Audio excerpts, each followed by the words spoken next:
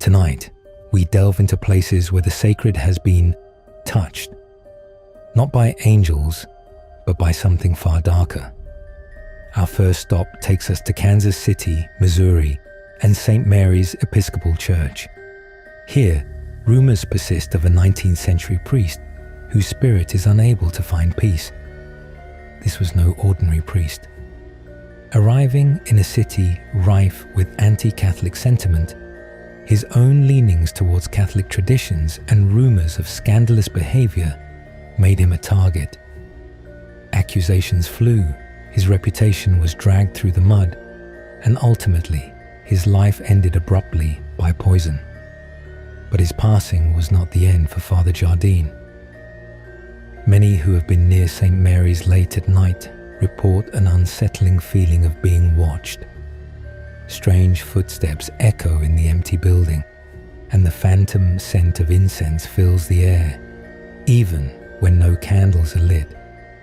Some have even claimed to see the shadowy figure of a priest with a flickering candle in the second-story window, a silent sentinel forever bound to the church he served and the controversies that consumed him. Father Jardine's spirit, forever in torment, a chilling reminder that judgment and scandal can leave an indelible mark, even in the most sacred of places. Our next destination leads us to the vibrant yet haunted city of New Orleans, Louisiana, and the majestic St. Louis Cathedral. Beneath its soaring spires and stained glass windows lurks the spectral presence of Père Antoine. This man of the cloth was a significant figure in the city's early days, even officiating the marriage of the legendary voodoo queen, Marie Laveau. But his story has a darker twist. Whispers claim Père Antoine was secretly connected to the Spanish Inquisition, though eventually exiled and later returning as a beloved figure. Some believe the weight of his past deeds, the secrets he carried, tether his spirit to the cathedral grounds. They say his shadowy figure can still be glimpsed through the stained glass windows during Mass, a silent observer of the faithful. Others claim to feel his unseen presence in the quiet gardens behind the cathedral, a lingering echo of a life intertwined with both the sacred and the shadowed.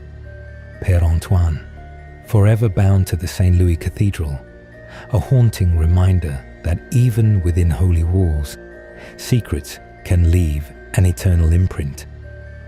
St. Mary's Church, located in Clophill, England, and better known as Satan's Ruins. In the sleepy village of Clophill lies a ruined church that has become infamous for ritualistic black masses and grave desecrations. Now, in 1963, vandals broke into St. Mary's Church, exhumed corpses from the graveyard, and arranged human remains in occult symbols. It shocked the nation, and believe it or not, that was just the beginning. Since then, paranormal investigators have documented seeing glowing orbs, shadow figures moving among the tombstones, and cold winds sweeping through on calm nights. One psychic claimed the site radiates pure malevolence. Local legend says a secret underground chamber beneath the altars where initiations into satanic cults took place, and some claim it's actually still used today. The kicker? Phone and camera batteries reportedly drain instantly when you try to record there at night, so if you visit, be sure to pack a portable charger with you.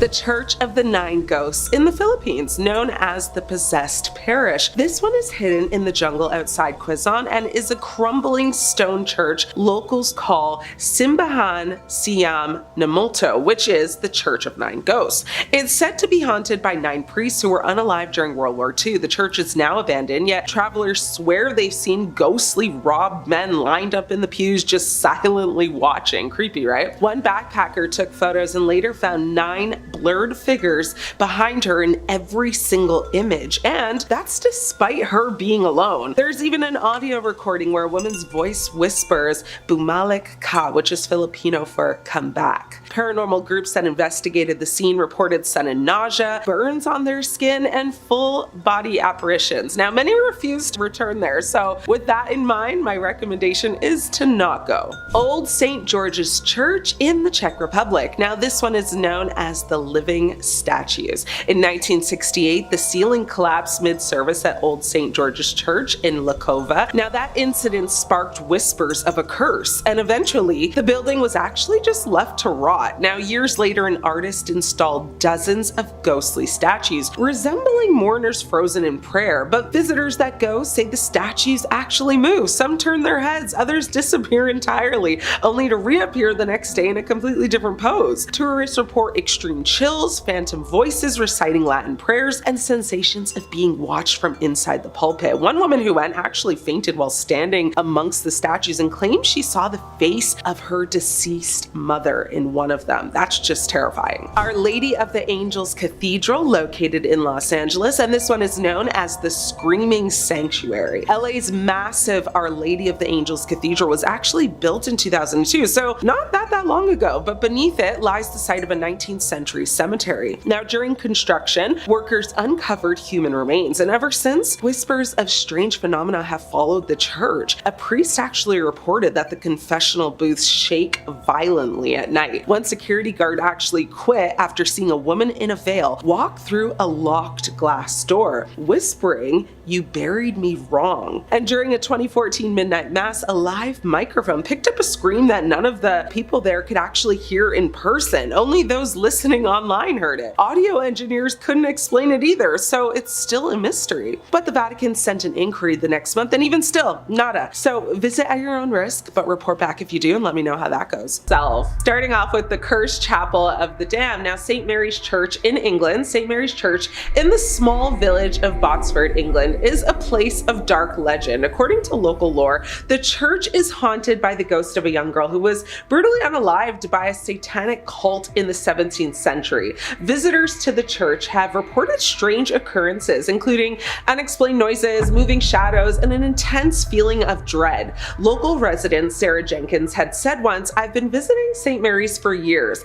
and I've always felt a sense of unease, but one night I saw a ghostly figure of a young girl standing in the pews. It was like nothing I've ever seen before."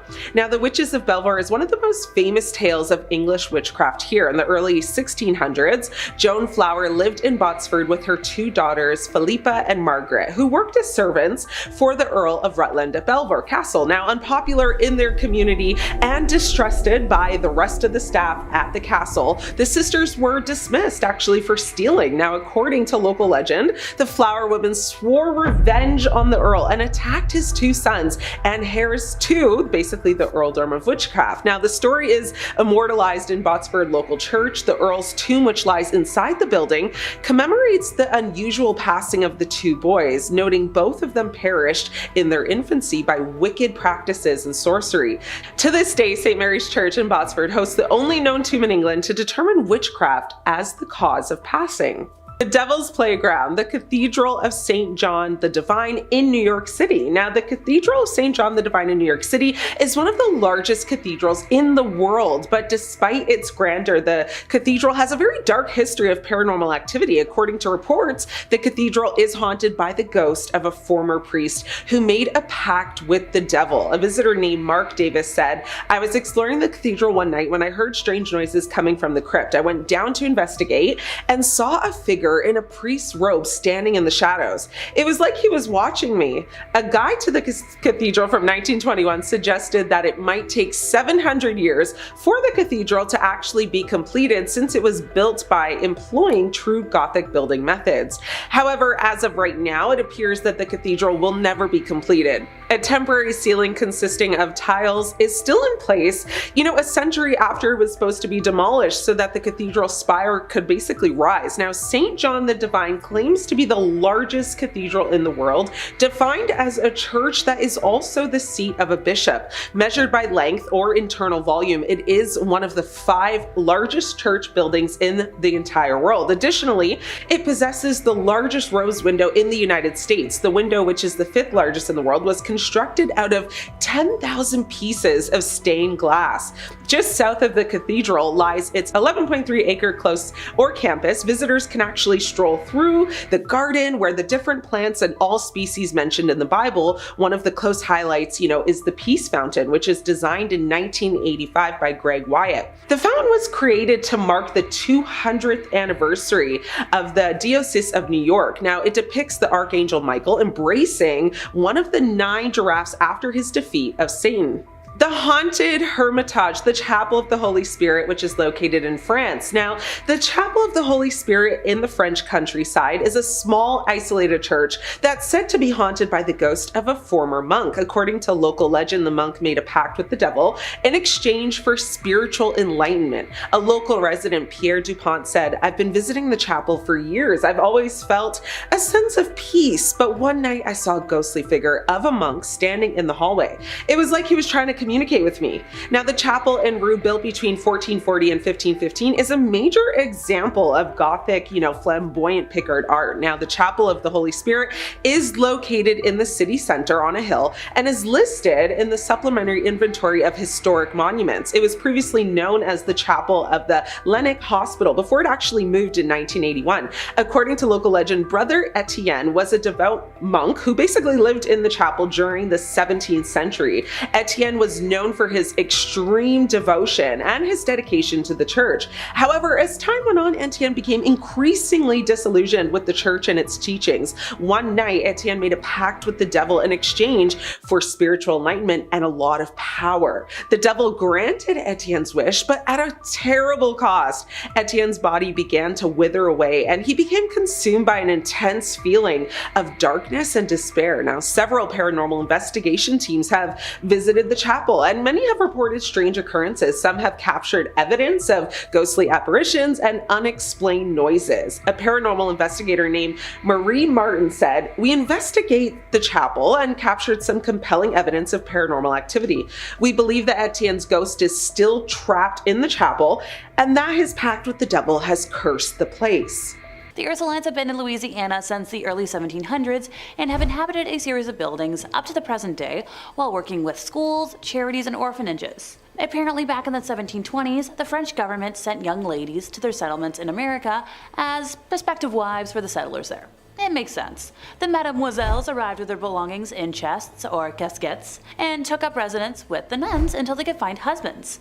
According to legend though, they weren't carrying the usual possessions one would find in the luggage of a group of girls at the time. No dresses, books, shoes, money, iPods, no hair ribbons, no brushes. No, these young ladies were carrying vampires. Yeah, vampires in their luggage. Good thing this was in the 1700s because there's no way the TSA would let vampires get through security anymore. They're so strict about what you can bring on planes these days. No liquids in containers greater than 3 ounces, no sharp objects, no aerosol cans, and no undead monsters. Ugh. And here I was hoping to bring a vampire back when I go to the States in a couple of months. Anyways, the legend suggests that the girls were permanently locked in the 3rd floor attic of the old convent with their unusual carry-ons. And to this day, the superstitious locals believe that the vampires sneak out of the convent to feed at night. Although how they sneak out of a building they were locked in is beyond me. Hey look, since the young women were trapped in the convent along with the monsters, I hope that the vampires were at least gentlemen enough to romance the young ladies with sparkly romps through the forest while calling them spider monkeys, or at the very least, the women are keeping them away from the vervain. And if you got either of those references, or both of them, I love you. Alrighty everybody, we're gonna end today with a personal favorite, the Abbey of the Black Hag. Locally known as St. Catherine's Abbey, or simply as Old Abbey, it's located roughly 2 miles east of the village of Shanagolden, in the townland of Old Abbey. Can you guess where it got its name? One of the earliest recorded nunneries in Ireland, with its first official record being around 1298, this place was built on land donated by John Fitzthomas, and has the typical layout for abbeys of its time, with the dining hall, cells, isolated meditation areas, and other rooms still able to be identified amongst the ruins today. During the 15th century, there was a major battle for supremacy in the area between the Earl Fitzgerald and the prestigious Butler family, of which the earldom of Ormond belonged. It got to such an extent that the local bishop was known to pray for peace between the families at masses. During one of the nightly attacks, Earl Fitzgerald attempted to get his wife to safety, but as he was pulling her onto his horse, an arrow pierced her thigh, shattering the bone and spraying red bodily fluids. As he rode on, the countess appeared to have succumbed to her injury, leading the earl to seek sanctuary at St. Catherine's. The heartbroken man was certain his wife had passed, so he swiftly buried her beneath the altar and continued elsewhere to find safety. As the night went on, the nuns and residents began to hear hair-raising screams and made the decision decision to rebury the Countess in the hopes of bringing her peace. When they dug up the body, they discovered her fingers were broken, her nails had been torn off. The poor woman had been buried alive, with a very slow and tumultuous end of her life. To this day, it is believed the Countess has been unable to find peace and continues to scream in anguish, waiting for her husband to save her from a fate truly worse than death. Moving slightly ahead in time, we come to the Black Nun herself. Described as one in the order that wasn't content with being humble, helping others over herself, and the servitude to God, she instead craved power. The hag had her own cell, where she worshipped Satan and performed black magic, becoming a slave to the occult. Now this was the highest form of blasphemy in the church, and the other nuns in the order fled the abbey, while the hag remained in her now House of Darkness. I likey. To complete her rituals, the Black Nun would venture into the local community and perform depraved lewd acts and offer sacrifices, with the bones of young community members later discovered on the grounds. Now fast forward to modern times, where visitors have reported seeing the dark, shadowy figure of a nun wandering, the feeling of being constantly watched, and a disembodied hand reaching towards them. There's been flashlights that can't function in her cell, modern batteries drain too quickly to have any sort of rational explanation, just all over weird. And that brings me to the end of my list, which means it's time for comment section shoutouts. From the top 5 scary ghost sightings that will make you a believer, user MKing846 said that they've seen too many things to be a skeptic. You and me both, buddy. Annalise Bloom6765 also said they're a believer. They've had weird and paranormal, demonic things happen to them years ago. Yeah, no, trust me, I get it. And finally, Willie Gutierrez 2337 mentioned that they stay on the Queen Mary every year while working a reggae fest right across the street from it. And it's normal to see ladies walking towards you from afar and just disappear. They got used to it. Well damn, I guess I need to book a trip. Across the Atlantic, in Louisville, Kentucky, stands the imposing First Church of Christ Scientist. Here, tragedy has woven a dark thread into the fabric of the building. Local sightings of the Lady of the Stairs, a young woman, forever pacing the steps. They say she was a member of a prominent family, deeply in love with a soldier. Their secret meetings took place right here, on these very stairs, under the watchful gaze of the church. Their plan was to escape, to be together despite her family's wishes. But on the night they were to meet at this sacred place, he never came. She waited, a jilted bride, her heart shattering with each passing moment. Unbeknownst to her, tragedy had struck. Her beloved soldier had succumbed to illness at a nearby camp. Chilled to the bone, believing herself abandoned, she returned home, only to fall ill herself. And in a cruel twist of fate, she too passed away, never knowing the truth. Now, they say her spectral figure still walks those stairs, forever waiting for a love that will never return. We now journey north to Manitoba, Canada, and the seemingly serene saint, Andrews on the Red. But don't let its peaceful facade fool you. This historic church is said to be haunted by not one, but 2 unsettling figures. Who are they? Some say they might be former community members, their spirits unable to find rest. Others speculate they could be Captain William Kennedy and his wife. Their story now woven into the very fabric of this haunted place. The church itself seems to hold its breath, with reports of the antique pipe organ playing by itself when no one is there. And those who dare to venture near at night speak of glowing red eyes that drift through the cemetery trees, watching, waiting. St. Andrews on the Red, a place where history and the supernatural collide, a chilling reminder that some stories and some spirits never truly fade. Our final stop brings us to the ancient heart of London, England, to St. Bartholomew's Church. Within the ancient walls of St. Bartholomew's Church, a figure is said to roam, the ghost of a monk named Raher. This was no ordinary cleric. In the 12th century, Raher, a man known for his charm, experienced a powerful vision that led to the very founding of this sacred place. But his connection to the church didn't end with his passing. Centuries later, during renovations, Raher's tomb was opened. Inside, his skeleton lay undisturbed, still wearing his monk sandals. And here's where the tale takes a truly unsettling turn. It's said that a workman, in a moment of thoughtless folly, took one of Rahira's sandals, bones and all. Days later, the man returned, pale and shaken, claiming a sudden illness had befallen him. He returned the sandal, but the damage was done. Legend now chills the very stones of Saint Bartholomew's.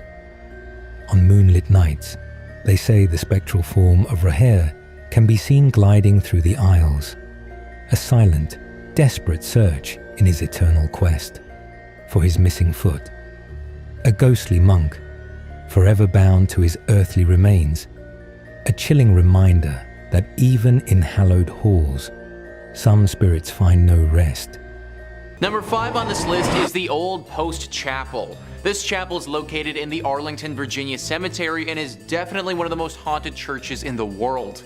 The Arlington Public Library writes, the Old Post Chapel was commissioned by Major George Patton Jr. in 1933 when he toured the chapels on the grounds of the Walter Reed Hospital. Patton told Post Commander Colonel Kenyon Joyce that the new chapel should combine the functions of a principal chapel with those of a mortuary chapel in one building.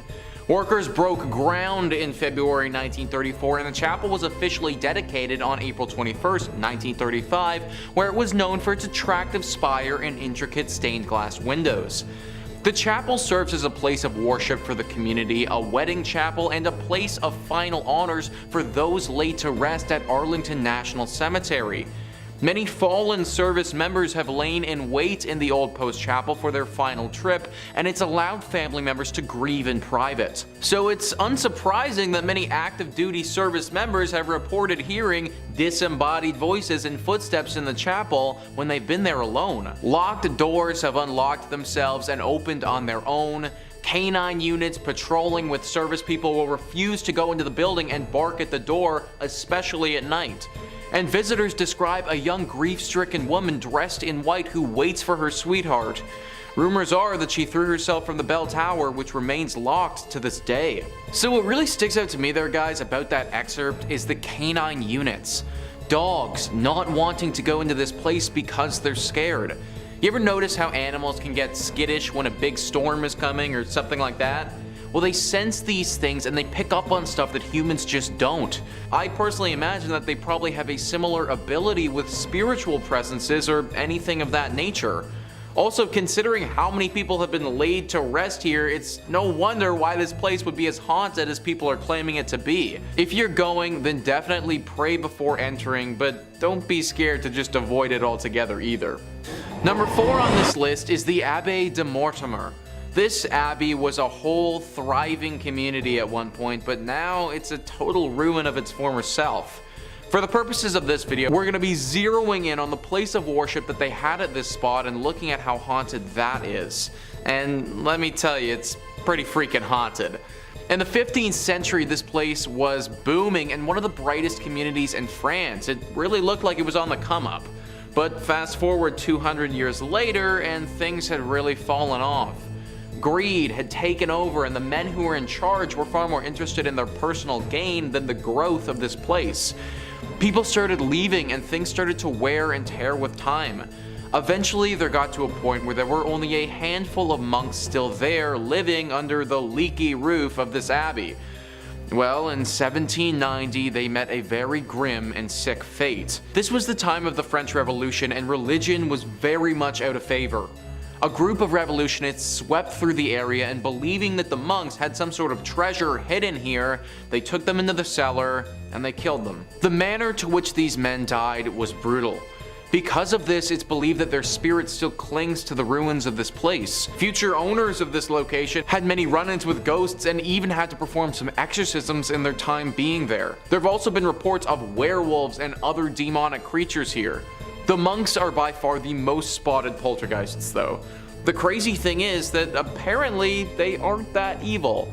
One would think that after their life was so ruthlessly stripped away from them that they would harbor some anger, but apparently they don't. If you do make it out here, then I recommend you pray not only as a form of safety, but also as a sign of respect for the souls of the monks who still live here. Borgvanet Church in Sweden. This one has a pastor that never left, reportedly. Now, the Borgvanet Church in northern Sweden is so haunted, it was actually converted into a hotel for ghost hunters. Built in 1876, the rectory was home to many pastors who all reported violent poltergeist activity, and one claimed he was even thrown from his chair by invisible hands. Visitors who go here hear crying babies, doors slam on their own, and chairs that are rocking by themselves. Now, a photo from 1981 reportedly shows a woman in 19th century clothing floating in a hallway. Now, if you stay the night, you're actually given a certificate, but most don't actually make it until dawn. So one woman locked herself in the bathroom for hours, saying something was trying to crawl into her body. So you literally get a certificate if you make it. It's kind of like when a burger joint gives you a prize if you finish their like 20-pound burger in 30 minutes. Honestly, I love a good challenge. This one seems worth it to try. I mean, I'm not gonna go, but you go and come back and tell me if you made it. We'll be waiting. Stoll Church in Kansas, USA, which is also known as the Devil's Gateway. Now, the Stoll Cemetery and church are so feared, some locals won't actually say its name out loud. Legend says a hidden staircase beneath the church ruins leads directly to hell, and that the devil himself rises there twice a year, once on Halloween and once on the spring equinox. Now, the church was mysteriously torn down in the 90s at some point, but stories persist. Visitors have seen hooded figures appear behind gravestones and then just vanish. Electronics fail instantly, and one woman claims her unborn baby stopped kicking in her belly during her visit and only resumed movement when they actually left the grounds. So that's creepy. Even Pope John Paul II reportedly diverted his plane around Kansas to actually avoid flying over Stoll. So yeah, this one is a no for me. I'm good. Notre Dame de la Garde in Marseille, France. Now, this is the Church of Unanswered Prayers. Known as the protector of sailors, this basilica in Marseille has a dark undercurrent. During storms, prayers are basically offered here to keep boats safe, but locals say if your prayer is rejected, you'll know instantly. Several fishermen have gone missing at sea after visiting the church and reportedly mocking its sacredness. Now, inside, people have heard whispers in Italian or Latin despite no one being nearby. A journalist caught a photo of what looks like a black shadow with horns looming in the upper gallery. Some visitors describe being overcome with grief and dread despite, entering feeling completely normal. Locals say the church knows who you are and what you've done. I don't need my dirty laundry aired out, so I'm gonna pass on this one. Poveglia Island Church in Italy. Now, this is the island of no return, as you know. Now, off the coast of Venice lies Poveglia Island, once a quarantine zone for plague victims and later home to an asylum. The island has a crumbling church where the bell tower still rings, even though the bell was removed years ago. Legend says a doctor who basically tormented patients threw himself from the tower after claiming he was being dragged to hell by ghosts. His body was never recovered. No one lives there now. Locals say if you try to set foot on the island, you'll never feel clean again, whatever that means. And some believe the church was never holy to begin with, only built to hide the evil beneath it. Churches are meant to be places of peace, right? Forgiveness and light, but these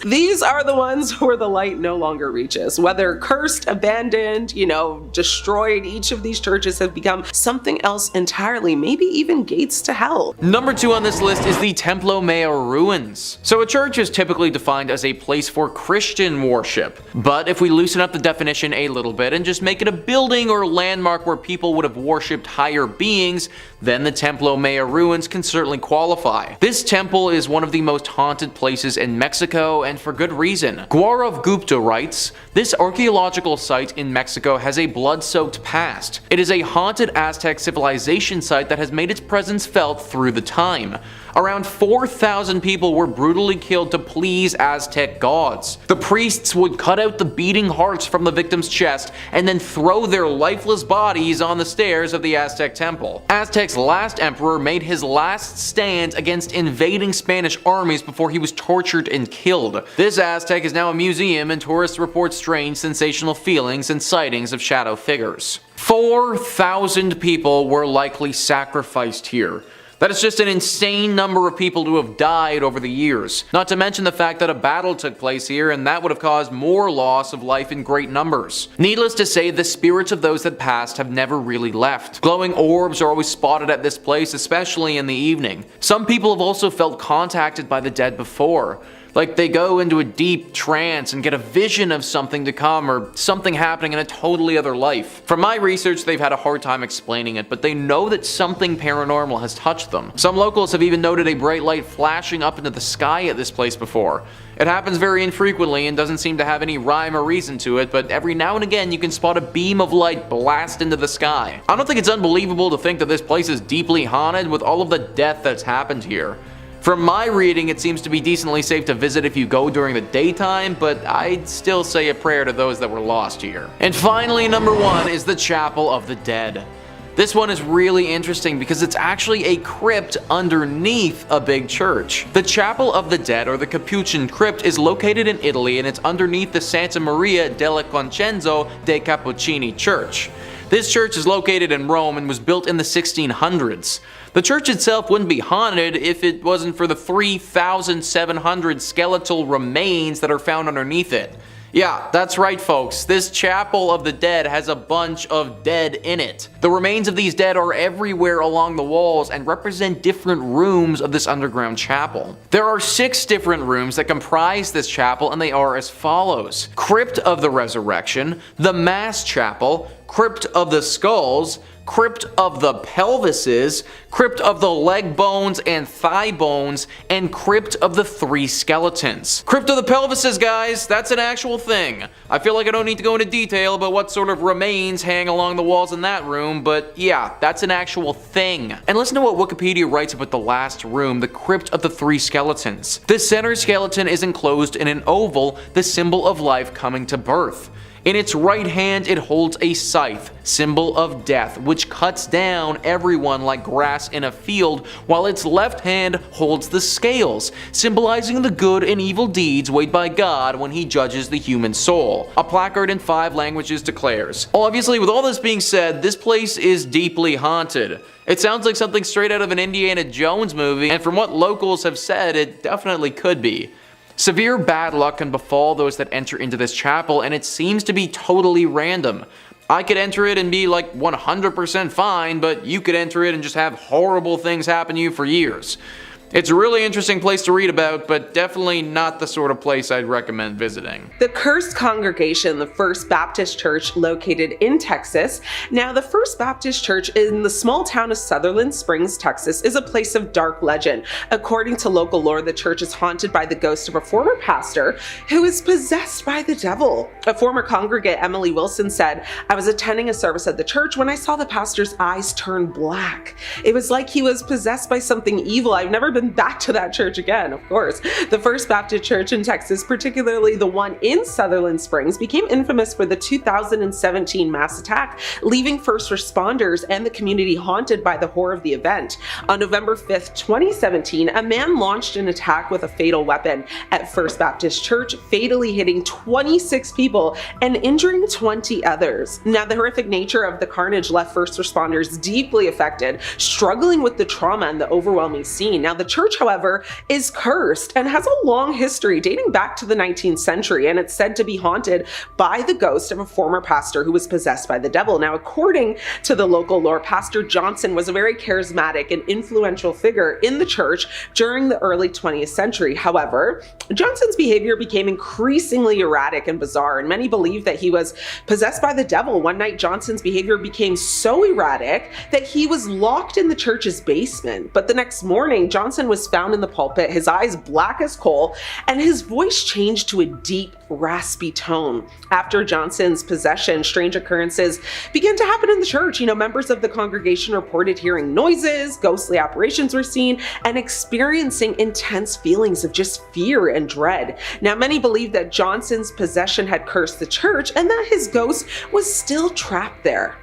The Devil's Domain, the Cathedral of Santiago de Compostela in Spain. Now, the cathedral in Spain is one of the most famous pilgrimage sites in the world, but despite its sacred significance, the cathedral has a dark history of paranormal activity. According to reports, the cathedral is haunted by the ghost of a former priest who made a deal with the devil. A visitor named Maria Rodriguez said, "I was visiting the cathedral when I saw a ghostly figure of a priest standing in the sanctuary. It was like he was trying to warn me of something." Now, at night, when the lights of the city are on, a shadow of, a pilgrim is said to appear on the wall of the cathedral. The story goes that a priest who was in love with a nun from the San Pau convent would meet her secretly in a passage under the stairs. One night, the priest asked the nun to run away with him, but she never came. She just didn't show up.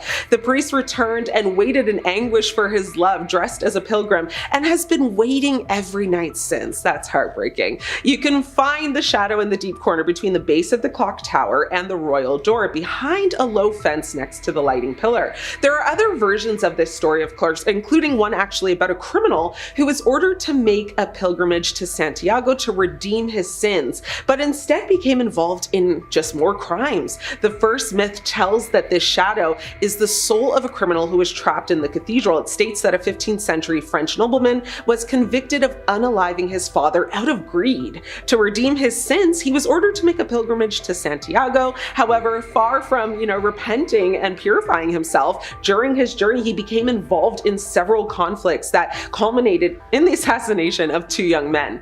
When he arrived in the city exhausted and with no place to rest, he decided to sleep at the doors of the cathedral. Around midnight, though, the ghost of his father appeared to him to forgive him for unaliving him, but told him that he must pay for the demise of the 2 pilgrims. Therefore, he condemned the Frenchman to wait eternally in the Quintana until their souls reached and finished their journey. How about we kick things off with a fabulous story about witchcraft and the flower woman over at St. Mary's Church in Botsford. The Witches of Belvoir is one of the most famous tales of English witchcraft, and if you don't know it, don't worry, that's what I'm here for. Welcome to my new favorite thing. Let's picture things together, folks. There's this old Gothic church with a towering spire surrounded by gravestones, and it's called St. Mary's Church. Sounds like the perfect setting for a horror movie, right? So back in the early 1600s, there was this woman named Joan Flower who lived there with her daughters, Philippa and Margaret. They were basically outcasts in their community, and they worked as servants for the Earl of Rutland at Belvoir Castle. But here's the thing, they got fired for stealing, and that's when things took a turn for the worse. Legend has it that the flower women were so ticked off about getting canned that they decided to get revenge on the Earl. And how did they do it? Well, let's see, let's look at the times. Witchcraft, of course. Yeah, apparently they put a curse on the Earl's 2 sons, which were the heirs to his earldom, and well, let's just say it didn't end well for the boys. Fast forward to today, and the story is still giving people the EBGBs. This church is like ground zero for creepy tales. Inside the church, there's this tomb that commemorates the deaths of the 2 boys, and it says that they were, well, killed by wicked practices and sorcery.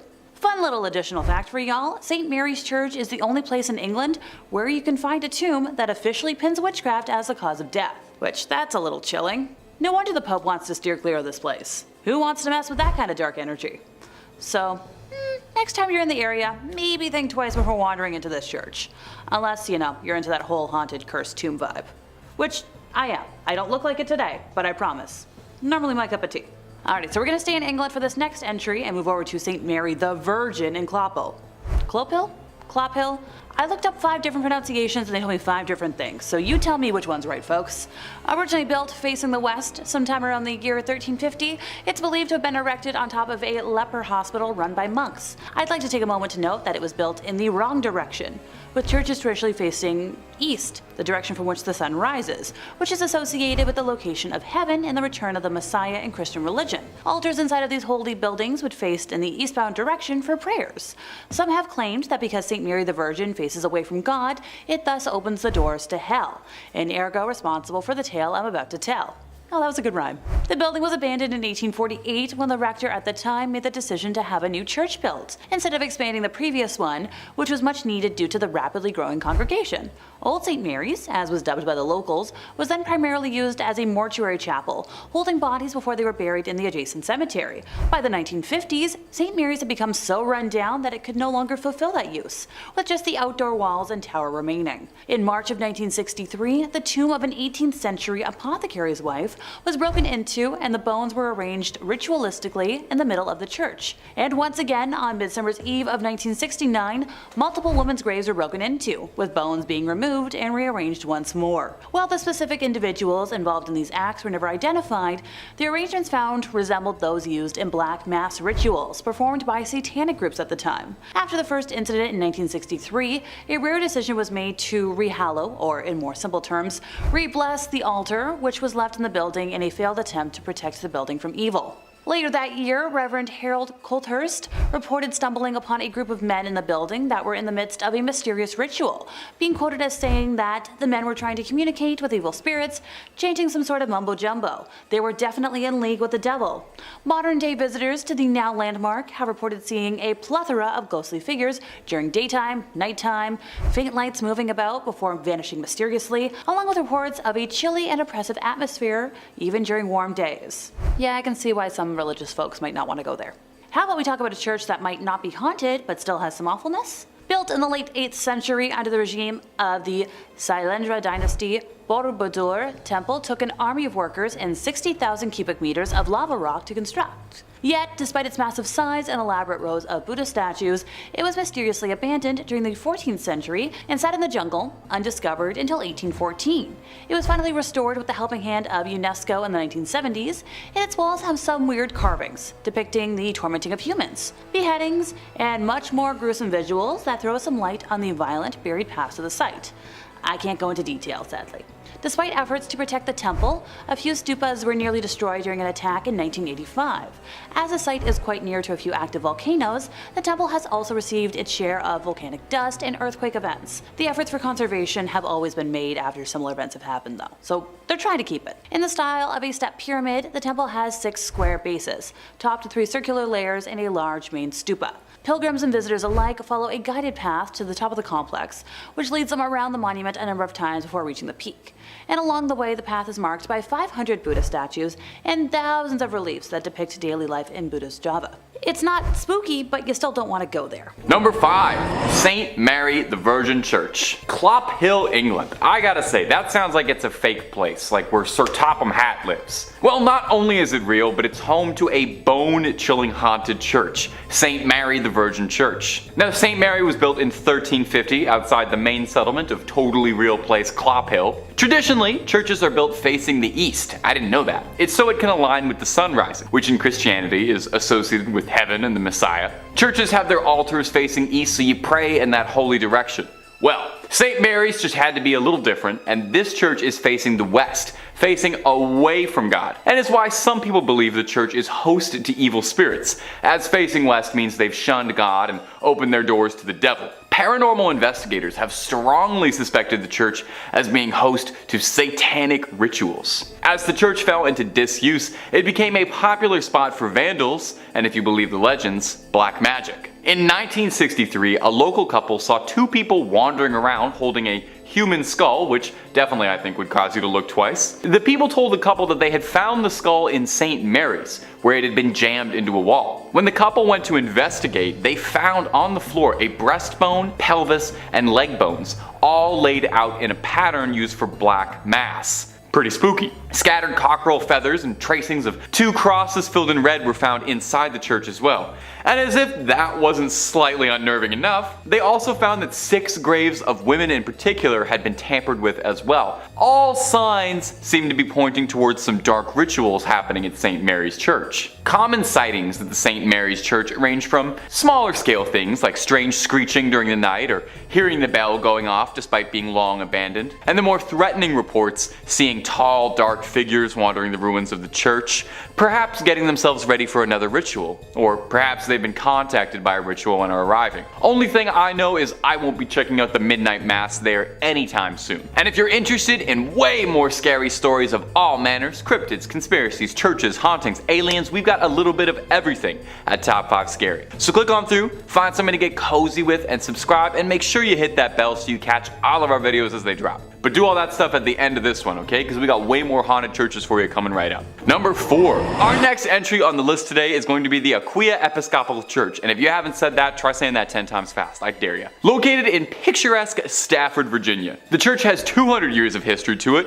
which means it's also got approximately 200 years worth of ghost stories to study. When the church was first built way back when in the 18th century, it was stained by an unfortunate tragedy. You see, the surrounding areas were exhausted by war and the lack of resources, food and money, and as such, brigands would take to the dark country roads to attack innocents during the night for whatever they had on them. Well, one young woman was hiding from a gang of highwaymen and marauders and sought out the church as a safe haven. Unfortunately, the bandits eventually caught up with her and she met an untimely end. Now, these men were never caught for their crime, and her body was not found for hundreds of years, left there to rot and decompose. And many believe that because of this, her spirit is tied to the church. And there have been several reports of hauntings ever since the discovery of those accursed bones. Visitors mention hearing footsteps frantically scattered around at night. These footsteps break into a run, but if you go searching, you'll never be able to find anyone attached to them. Voices can be heard in the room where she was attacked, some saying it sounds like a call for help or a painful scream of a struggle. Some go so far as to say they saw a transparent apparition of the woman in the church's windows or on the balcony. One story comes to us from a custodian who worked the graveyard shift there in the 1990s, claiming that he saw a ghostly woman's face floating above the graces, and says that he saw her smiling at him through the balcony windows before she vanished. One last one on this church. In the 1990s, to celebrate the bicentennial anniversary, the church sent out an invitation to a group of Civil War reenactors to fight a mock battle on its ground.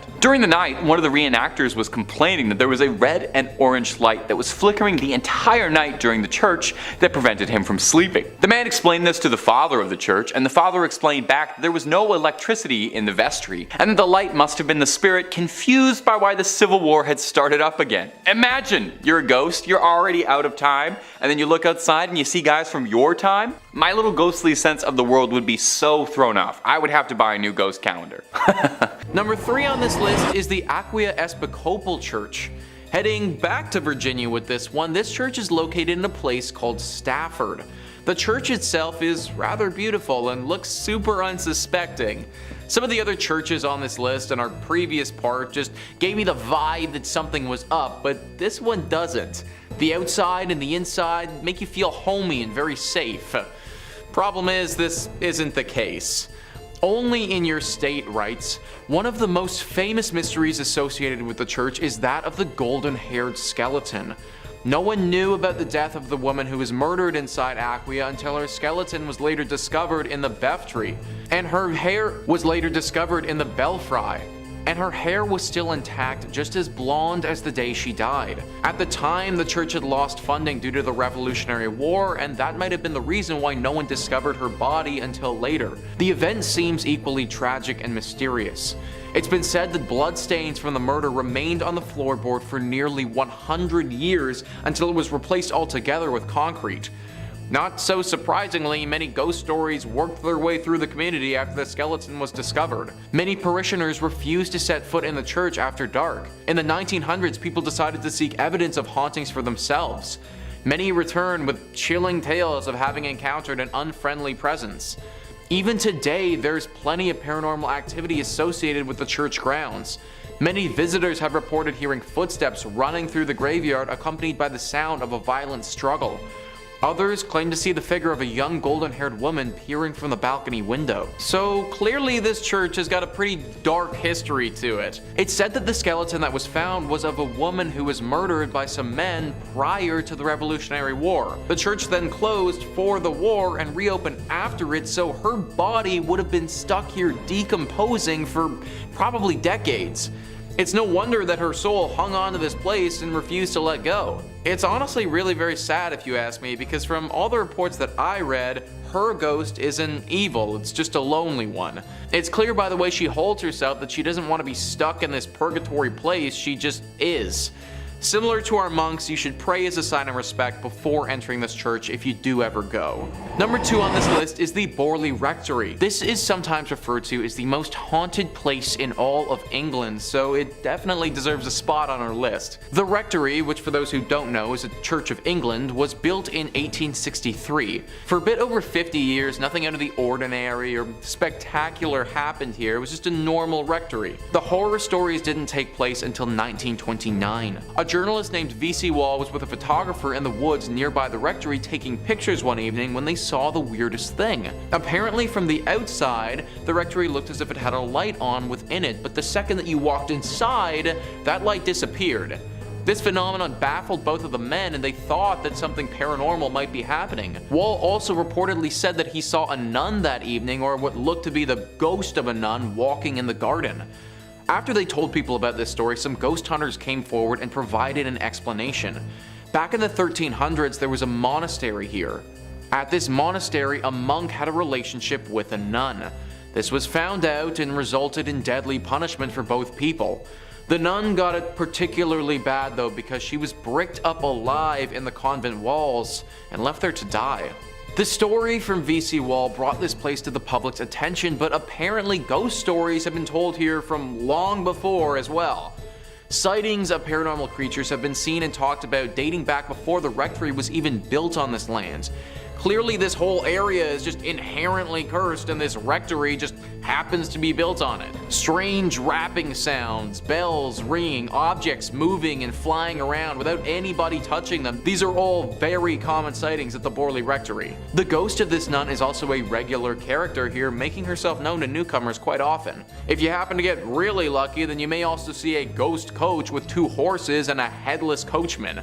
Maybe lucky is kind of the wrong word to use here, but this sighting is a lot rarer and doesn't come out to everybody. Either way, the Borley Rectory is way too haunted and should probably just be avoided at all costs. And finally, number 1 on this list is St. Paul's Episcopal Church. This church and the grounds that it resides on is haunted by a number of different ghouls. It's located in the Florida Keys and has seen many a tragedy in its days. Whether it be a hurricane, a great fire, or other natural disasters, this church has pretty much been through it all. Ghosts and Gravestones writes, "The most well-known haunt of St. Paul's Church Cemetery is that of a man in 19th century attire who appears as a flimsy white vapor. Many believe that it's the spirit of Fleming himself who seems upset. Is it because his gravesite was disturbed so many times throughout the years by all the reconstructions? Nobody knows for sure, but his apparition has startled many. Another spirit that seems to roam the graveyard is a sea captain who appears to take great pleasure in frightening visitors. And beware of the ghost of a man who was legendary for driving the pirates out of Key West. His spirit is angry and ready to taunt, and those who've encountered his apparition say that even on a day when the weather is calm, violent winds come rushing through a tree that sits right next to his grave." John Fleming, the ghost that they talk about there, was the initial owner of this land and died on the property. His wife donated said land to be used for the church, but apparently her husband's spirit never left. The story behind the sea captain is unknown. Why he's come here or what happened to him is all a mystery. One thing is for sure though, he is a very dangerous ghost, and many visitors have reported being assaulted and terrified by him. This is definitely one of those churches that I would again avoid altogether, but if you do go, then make sure you say a prayer before entering. Number 5 on this list is Rosslyn Chapel. Rosslyn Chapel is located in Scotland and is arguably the most haunted church in that country. This chapel has a ton of ghostly legends surrounding it that lead to the lore of its hauntings. The Rosslyn Chapel actually writes themselves. In July 2006, a group of actors were rehearsing in the chapel for a play they were about to do at the Edinburgh Festival. One said that he saw a fairy-like figure in the grounds of the building. Another was locking up the chapel at the end of the rehearsal. As he was doing so, heard the voice of a child in the crypt. Obviously, he didn't want to lock the child in overnight, so he went down to the crypt to get the child, but found that there was no one there. Another tale says that the ghost of a white lady haunts Rosslyn Chapel. Legend has it that she is a girl from the St. Clair family who was bewitched by an evil spell and sleeps in an enchanted chamber. Here she is waiting to be rescued by a knight. Once rescued, the spell upon her will be broken and the knight will be granted great treasures. And yet another tale is of a phantom dog which roams the grounds around the chapel, and on stormy nights its ghostly barking can be heard. We got a fairy, we got a child, we got spells, we got a dog. This chapel has everything that a paranormal lover could ever want. They also didn't mention in that article about the ghosts of the monks that supposedly live there. This used to be an area where a bunch of monks would meet while they were alive, and it seems as if their ghosts have never left. And the crazy part about all of this is that nobody knows why this church is as haunted as it is. Most places that are tied to spirits have some sort of horror story to go along with them, but there really isn't anything here at all. I suppose it's possible that this church just happened to be built on an area where tons of spiritual energy has gathered. Hit me in the comments down below what you guys think happened to this place to get it like this, cause I'm honestly stumped. Number 4 on this list is the Ness Church. This church is located in Norway and is no longer functioning. It's actually a collection of ruins now and a very popular spot for ghost hunters. The ghosts here are very interesting and unique. It seems as if they have a strong connection to electronic devices, because whenever anyone brings an electronic device to this place, it will immediately stop working and start flashing uncontrollably. If one wants to have an electronic device here, then it needs to be specifically made to withstand strong spiritual energy. The most popular myth surrounding the ghostly presence that resides here is of a priest named Jacob Christian Finnegan. This was a priest who presided over this church from 1800 to 1837. Apparently he suffered a very grim fate here along with his children. People believe that at some point a gang of thieves came to this place and murdered him. Along with his death, they took his children and bricked them up in the church, leaving them there before ransacking the place and taking any valuables. An even darker version of the legend says that the priest did this to his children himself and then promptly hung himself in the church for the locals to later find. I'm not too sure which legend is the true one, but either one would have left their dark mark behind. The screams of these children are frequently accompanied by the sighting of this priest. It's said that he'll stalk those who come here and follow them around, giving them a horribly uneasy feeling. At this point, the church is nothing but a ruin of its former self, and considering the ghostly presence that's waiting for you,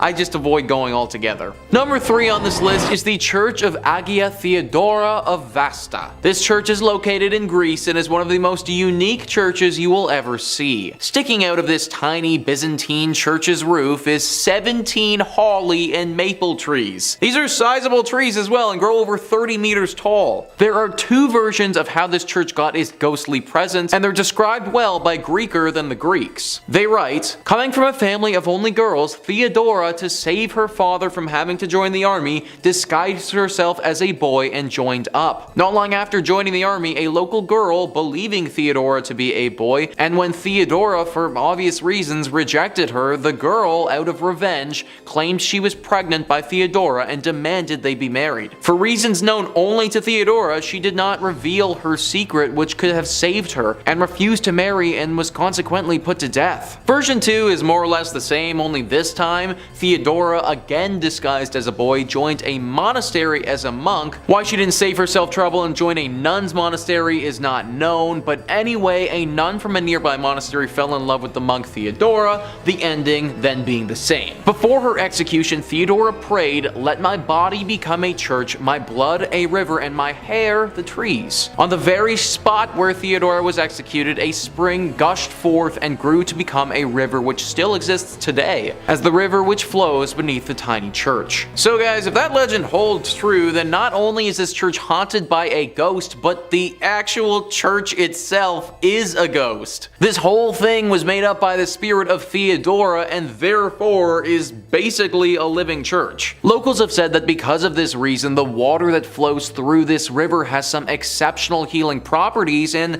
can cure many ailments. Considering this church may actually be the spirit of a person who has passed, I highly recommend saying a prayer before you enter. Number 3, Monaster Nagayal Duff, or Abbey of the Black Hag if you don't got all that time. Wow, you see that? You see what that church is called in that little chyron below me right now? I'm just supposed to pronounce that with like my lips? Okay, it's also called the Abbey of the Black Hag, and that's what we're going with. We're not calling it that other thing. I'm not doing that. Black Abbey of the Hague, only name this church has ever gone by, and it was built in 1298. And it was one of the well-known medieval convents in Old Ireland. The remains of the abbey still stand today in a secluded valley, making it already mysterious and supernatural place just that much more supernatural and overgrown and spooky. I mean, the place is called the Abbey of the Black Hag. You don't name a place that unless it's extremely haunted or if there's like a cool boss fight or something there. Sounds like it's straight out of Dishonored. It's believed that the last abbess, horrible word by the way, in charge of the abbey practiced witchcraft, and in the scary way, okay? She brought death, misfortune to the surrounding areas. Pope Martin V condemned the abbey, not being down for witches at all. The accused witch left to live out in the damp, deserted abbey by herself, which she probably loved because it sounds scary. Over time, her skin blackened, her hair furled, and her soul twisted, leading to the place being renamed the Abbey of the Black Hag. And if you can believe it, there's actually more to this one. The Count and Countess of Desmond once called the abbey home when attempting to flee their attackers, where the Countess was fatally struck by an arrow and buried by her husband. But it wouldn't be the end of the Countess, because sightings of a ghostly figure around the ruins of the abbey were common, meaning someone eventually went to dig up that grave, finding worn out finger bones, meaning she was still alive when she was buried. It's said now that a woman's panicked shrieking can be heard in the early hours around the abbey. Number 2. The Borley Rectory. The Borley Rectory is an old London estate that has the unique distinction of being considered the most haunted building in the United Kingdom. No big deal, or anything. Almost immediately after its construction, stories of hauntings started to creep out. One of the first local legends says that in the 12th century, a priest and a nun had a naughty little affair, and when they were discovered, the nun was bricked up and left to rot in the nearby church. Since then, they say that her spirit roams the rectory. In 1900, 4 daughters of the then estate owner all said that they saw a nun wandering around the estate late at night. They tried to talk to her, but got no response back, just a scary ghost stare. The family claimed they'd see this nun around the property, and on one occasion they thought they saw the spectral apparition of a horse-drawn carriage with a headless rider, some real Sleepy Hollow stuff. From there on, there was all these reports of bizarre sounds or strange shadows creeping out the corner of your eye. In 1927, the estate changed hands as the original family owning the estate had all passed on, and a new family, the Smiths, had moved in. Shortly after, they discovered a human skull in the cupboard in a brown bag. Which is not a great housewarming gift, to be honest. They reported poltergeist behavior, unexplained footsteps, lights flicking around them, and the same sightings of headless specters. Now, they only lasted 2 years, not being down for any of the hauntings or skulls in cupboards, any of that business. And the next family, the Foysters, didn't have much better luck. They had objects flying around their home, and on one occasion claimed their daughter was attacked by something truly horrible. They moved out as well. And the last owner of the rectory would be Captain Gregson, who accidentally lit the estate ablaze while unpacking, although insurance claims they think the fire was started intentionally, perhaps in a desperate attempt to cast away whatever evil has been trapped in the Borley Rectory for so long, or perhaps he unintentionally unleashed it out into the world. Time will tell. At number 1, Mortimer Abbey. Mortimer Abbey is a monastery in the forest of Lyons, France. A real old church built in 1134 on marshland, near the stagnant water of the drainage lake. The monks dug it out to try and dry the marshy land around the Fulbrock stream, which was called the Dead Pond.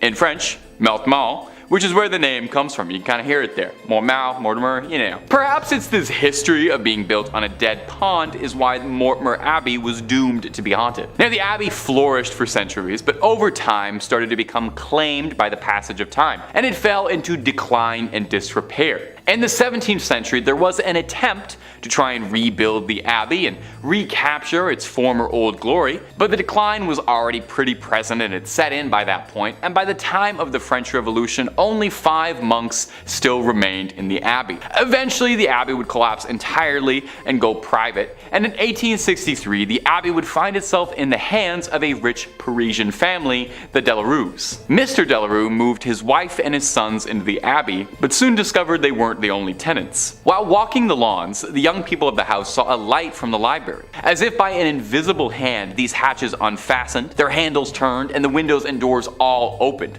The paintings on the inside of the abbey turned themselves around and steps thundered out into the halls, and nobody moved out immediately after. I would have started looking for new real estate right then and there. But one night the young Delarue, Charles, had his fiancée over to come see the estate that would become her new home in marriage. She was offered the guest room, but found herself terrified during the night when she couldn't sleep because she was too busy being tormented by mysterious sounds and objects around the room that were hurling themselves around, being possessed by something. Having had, quite frankly, enough, like I think any of us might have, the young suitor announced she would never live in this house, called off the entire marriage, and hurried back to Paris tout de suite, where there were plenty of handsome young men asking her hand in marriage who didn't live in old haunted estates, okay? That's the message to take away from this. Get the love you deserve, and the love you deserve is not in a haunted house. Number 5 on this list is the Borobudur Temple. Borobudur Temple is located in Indonesia and is frankly extremely beautiful. It's located on the island of Java and is one of the biggest Buddhist temples in the entire world. It truly looks like something from a legend or from something directly out of an Indiana Jones movie. Now, it was built many hundreds of years ago between 780 AD and 840 AD during the Selandria dynasty. There's a lot of lore that surrounds this temple and a ton of mystery. Located in a very remote location, it kind of got forgotten about for several hundred years. Then in 1970, it was almost rediscovered by UNESCO, and it was decided that they would try and rejuvenate it to its former glory. Now, during the process of rediscovering this beauty, they also rediscovered the darker side of this place, which has people believing at least at one point the devil may have been hiding here. Gruesome visuals etched into the interior of this temple depicting some just horrible things. Torture, beheadings, displays of sheer violence that I can't get into detail on YouTube about. Some awful drawings showing what would have gone down here at one point in history. Also, along with these acts of violence, some drawings that seem to point to the presence of the devil. Drawings looking at potential rituals that would have been performed in honor of this devil. People worshipping the devil and praising him, all of that. Nowadays, it's pretty understood that this place no longer hides the devil. But for several hundred years, it's very possible this could have been a bit of a stronghold for either the devil or another evil spirit. Number 4 on this list is the Chernobyl Church. Now, I imagine a lot of you have heard about Chernobyl before, the devastating accident that went down in Ukraine back in 1986. If you aren't familiar, then basically a huge nuclear power plant exploded, which caused the worst nuclear accident the world has ever seen. It killed 31 people right off the bat, and then several more over the years from radioactive poisoning. That area where the blast occurred has been closed off to the public, and rightfully so. It's literally still radioactive to this day, and if people were to go into the 20-mile radius that's closed and then proceeded to stay there for an extended period of time, they would certainly feel the negative effects of doing so. All of this has left for a very creepy abandoned city vibe that looks like something straight out of the apocalypse. Most of the buildings here are horribly worn down and starting to fall apart. After all, it's been over 30 years and no one has looked after them at all. Which is why it's very strange to see the church in this village still in perfect condition. Recently, somebody entered into the radiation zone and went into this church. They were shocked to see that the church itself on the inside was still in perfect form. Even though everything around it has been hit hard with decay, this building still remains how it was. Why? Well, the person taking these photos didn't know, and they didn't stay too long to find out. Apparently, after entering, it wasn't long before they started to feel a very ominous presence. Something deep and dark and sinister lurking here, not wanting to be found. As if entering the church woke whatever this thing was from its slumber, and it wasn't ready to be woken. This individual got out of there as fast as possible and didn't want to investigate further, but it got me thinking that this church might be hiding the devil. A horrible accident occurs where tons of people perish. The whole city gets abandoned and no one can come into this area for over 30 years. And this one flimsy little church is still totally intact and looking pristine. It seems a little bit too suspicious for me. If this is the case and this church is hiding the devil, then we can take it a bit further too. Now the real question comes out about how the Chernobyl accident really went down. Maybe the devil, or whatever demonic creature is living in this church, had some role to play. What better place to start today's list than an old abbey? Specifically, Rush Abbey is a now ruined abbey in the civil parish of Maltby, Rotherham, South Yorkshire, England. If I mispronounced any of that, I apologize, I tried. It is in the valley of Maltby Beck and is administered by English Heritage. It's also listed in the National Register of Historic Parks and Gardens. The abbey was founded in 1147 when the stone buildings were raised on the north side of the beck. The co-founders of Rush were Richard de Buzzley, likely the great nephew of the first Roger de Buzzley, the Norman magnet builder of Tickhill Castle, and Richard Fitzturgis. When the monks first arrived in South Yorkshire from Newminster Abbey in Northumberland, they chose the most suitable site of the stream that runs through the valley to build their new Cistercian monastery. 25 years later, at the end of the century, the Norman Gothic Great Church, dedicated to the Virgin Mary, had been finished, as well as most of the other buildings. The control of the abbeys was vested in the de Vesci family, lords of Rotherham, who in turn subfeuded the land to Richard Fitzturgis, Lord of Wickersley. From the start, the Abbey of Rush, built for the so-called white monks, as the Cistercians were known, had an almost otherworldly air. It was, after all, built at the northern end of an area once owned by Sherwood Forest, and it was said that Robin Hood went to mass here. At its height, it supported a community of around 175 men, of whom around 60 were choir monks, and the remainder being lay brothers. A Cistercian innovation. Eventually, on the death of the co-founder Fitzturgis, control of the abbey passed to his son Roger, now de Wickersley, and then eventually to a granddaughter, Constantia, who married William de Levitt, a family of Norman origin who were the lords of the nearby village of Houghton Levitt. The abbey continued in the Levitt family until 1377, when John Levitt sold his rights in the abbey to the London merchant Richard Barry. By the time of the dissolution, full control of Rush Abbey was held by Henry Clifford, 2nd Earl of Cumberland, who came in for numerous grants at the dissolution, as he was married to the niece of King Henry VIII. Back in 2021, members of the Conisbrough Paranormal Research Association were adamant that they had spotted a spooky monk at the old abbey. Dean, age 38, from Conisbrough, said that they had been up there taking photos, and the most interesting one was near the first gatehouse. They had found that one of the pictures, which had showed a monk from the chest up, with an orb, like a ball of energy, and the photo showed the outline of his head and a hood. Now, they were still going through the photographs at the time of the articles, because they took up to 1,000, but they were pretty sure it was a monk that would have lived there in the 12th century, when it was still an abbey. So the footage we have today was from the Haunted Finders channel here on YouTube, where a group of investigators had their equipment pick up a lot of spirits still kicking around on the grounds. Time to move over to Nest Church for a little change of pace, and maybe I won't bungle up as many words. Eerily surrounded by gigantic fields, this church is so rural that Google Street View didn't even have documentation of it by 2019. Hell, as of the time of my recording of this, they still don't have a Street View option. There are other roads nearby that have been covered, but nowhere near the church. Like we got like here, the church is over here, none of this. If that isn't ominous enough, I don't know what is. Originally organized as the Norwegian Evangelical St. Johan's Congregation of Meeker and surrounding counties in 1861,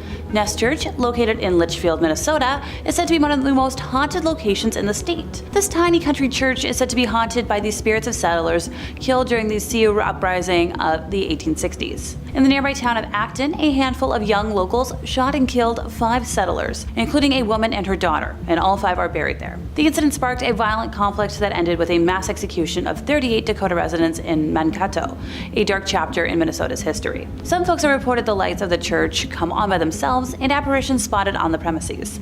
Avid ghost hunters frequent the grounds, and back in 2015, there was actually an instance of 4 people breaking into the church and being charged with felony burglary and criminal damage to property. Church officials tried to curb the trespassing and unwanted break-ins by offering guided tours. The video in question today seems to show an apparition caught on camera. You let me know what you think in the comments. Back to Abbeys we go, with Kirkstall Abbey next up on the docket. The picturesque ruins have been drawn and painted by artists such as J.M.W. Turner, Thomas Girton, and John Sell Cotman. Kirkstall Abbey was acquired by the Leeds Corporation as a gift from Colonel North and opened to the public in the late 19th century. The gatehouse became a museum, which is now part of the Leeds Museums and Galleries group. The English houses, of which there are remains at Fountains, Rievaulx, Kirkstall, Tintern, and Netley, were mainly arranged after the same plan, with slight local variations. Situated just outside of Leeds, Kirkstall Abbey still stands to its full height and for centuries offered a peaceful existence for the monks who lived and worked there. However, daily life could be harsh, and like any community, it was not immune to intrigue and mystery as religion developed. With over 800 years of history, this abbey attracts many visitors and is considered one of the oldest attractions in the region. During the dissolution of the monasteries under King Henry VIII, this abbey was emptied and its remains were left behind. Now, after that dissolution, sightings of ghosts have become common, and by the 19th century there were reports of ghostly apparitions in the nave of the church. One witness claimed to have seen a funeral procession of somber men, clad in white, proceeding slowly. Now, the abbey is also famous for its repeated haunting manifestation of a former abbot that walks around the building that has now been converted to the Abbey House Museum, although you're more likely to hear him moving around than you are to see him. Some also believe that there is a mad monk who haunts the abbey after his brother was killed by highwaymen on his way back from the Fountains Abbey, which is another abbey in Yorkshire. Mad with guilt and despair, he began carving his brother's initials into the abbey grounds that can apparently still be seen in small bench nooks around the ruins even now, and he continues to walk around the abbey to this day. The grounds are also home to a young female entity called Mary, who witnessed her lover ending the life of another and then turned him in. She has often been seen with the ghost of a dog, but we're not sure if they're connected or not. The footage we have today, by the way, is another stellar example of spirit communication tech at work. I've used some of those things before myself. They are quite reliable and pretty freaky. Coming in at number 5, we have Oradour Church in France. Located in central France, a few miles from Limoges lies a now abandoned town called Oradour-sur-Glane. The town is now filled with empty houses, train lines that are out of order, and a sign of tragedy. With roadside walls pocked with bullet holes, fire marks, scorching stone houses, the church roof has gone through some massive explosion. This tragedy happened on June 10, 1944, when Adolf Dieckmann received information from members of the Vichy regime that SS officers had been captured and were being held by members of the French resistance at Oradour-sur-Varus. Dieckmann led his team to Oradour-sur-Glane intent on revenge. Whether he went to Oradour-sur-Glane instead of Oradour-sur-Varus on purpose, or whether he mixed up the two towns because of the similarity in their names, is something we will never know. The men of the village were quickly rounded up, then herded into a variety of surrounding barns and garages, as the women and children were confined to the local church. Then a gas explosion was placed in the church and lit aflame. There was only a handful to survive the tragic accident that happened at the church of this town. With all the lives lost in the church and surrounding town of that night, it is said to be haunted by many spirits. As some witnesses report, as they stand at the church's windows at night, they see the dark spirits of the people who lost their lives walking through the ruined village's deserted streets. Others state they often smell the aroma of burning wood and flesh as it lingers over this abandoned village. Until recently, the new residents would leave gifts along the border of the village of the martyred as a peace offering for the spirits that still haunt the church. In the end, we will never actually know the reason behind the attack upon the Oradour church on June 10, 1944, though some think there was an evil entity or spirit upon the church that coerced the attack to happen. Coming in at number 4, we have St. Mary the Virgin, England. In an English village, you'll find the Church of St. Mary the Virgin, built around 1350 just outside the main settlement. The church in Clophill, Bedfordshire was abandoned for around 170 years after it fell into disuse in the 1840s. There are a few odd things about this ancient little church, the most significant being that it was supposedly built facing the wrong direction. Churches are traditionally oriented to face east, the direction from which the sun rises, which in the Christian religion is associated with the location of heaven and the return of the Messiah. Churches are positioned with the altar facing east, so people will pray in that holy direction. Some have claimed that because St. Mary the Virgin Church faces away from God, it thus opens its doors to hell. Indeed, the church has a long history of reported hauntings and supposed satanic rituals. The 14th century church was reportedly used for satanic rituals in the 1960s. As rumor has it, bones were dug up and arranged in satanic patterns. A paranormal investigator has speculated that some kind of black magic was performed at a church in Clophill, making it one of the most haunted places in Bedfordshire. The investigator explained that there's definitely something strange going on at the church, and this personal view is that it's down to black magic practices held there. He explains that he has also had many people confess the terrifying experience that they've had with the church. One filmmaker told the investigator investigator that they saw a dark shape that was extremely tall coming towards him. The filmmaker and his colleague ran when he felt something grab his arm, even though he couldn't see anything. Once police arrived to the scene, instead of laughing the claim off, they conjectured that they've spent a lot of time guarding the abandoned site, as many people experienced the same thing. Over the years, many people have reported seeing strange things near the church, from mysterious hooded monks to tall dark figures.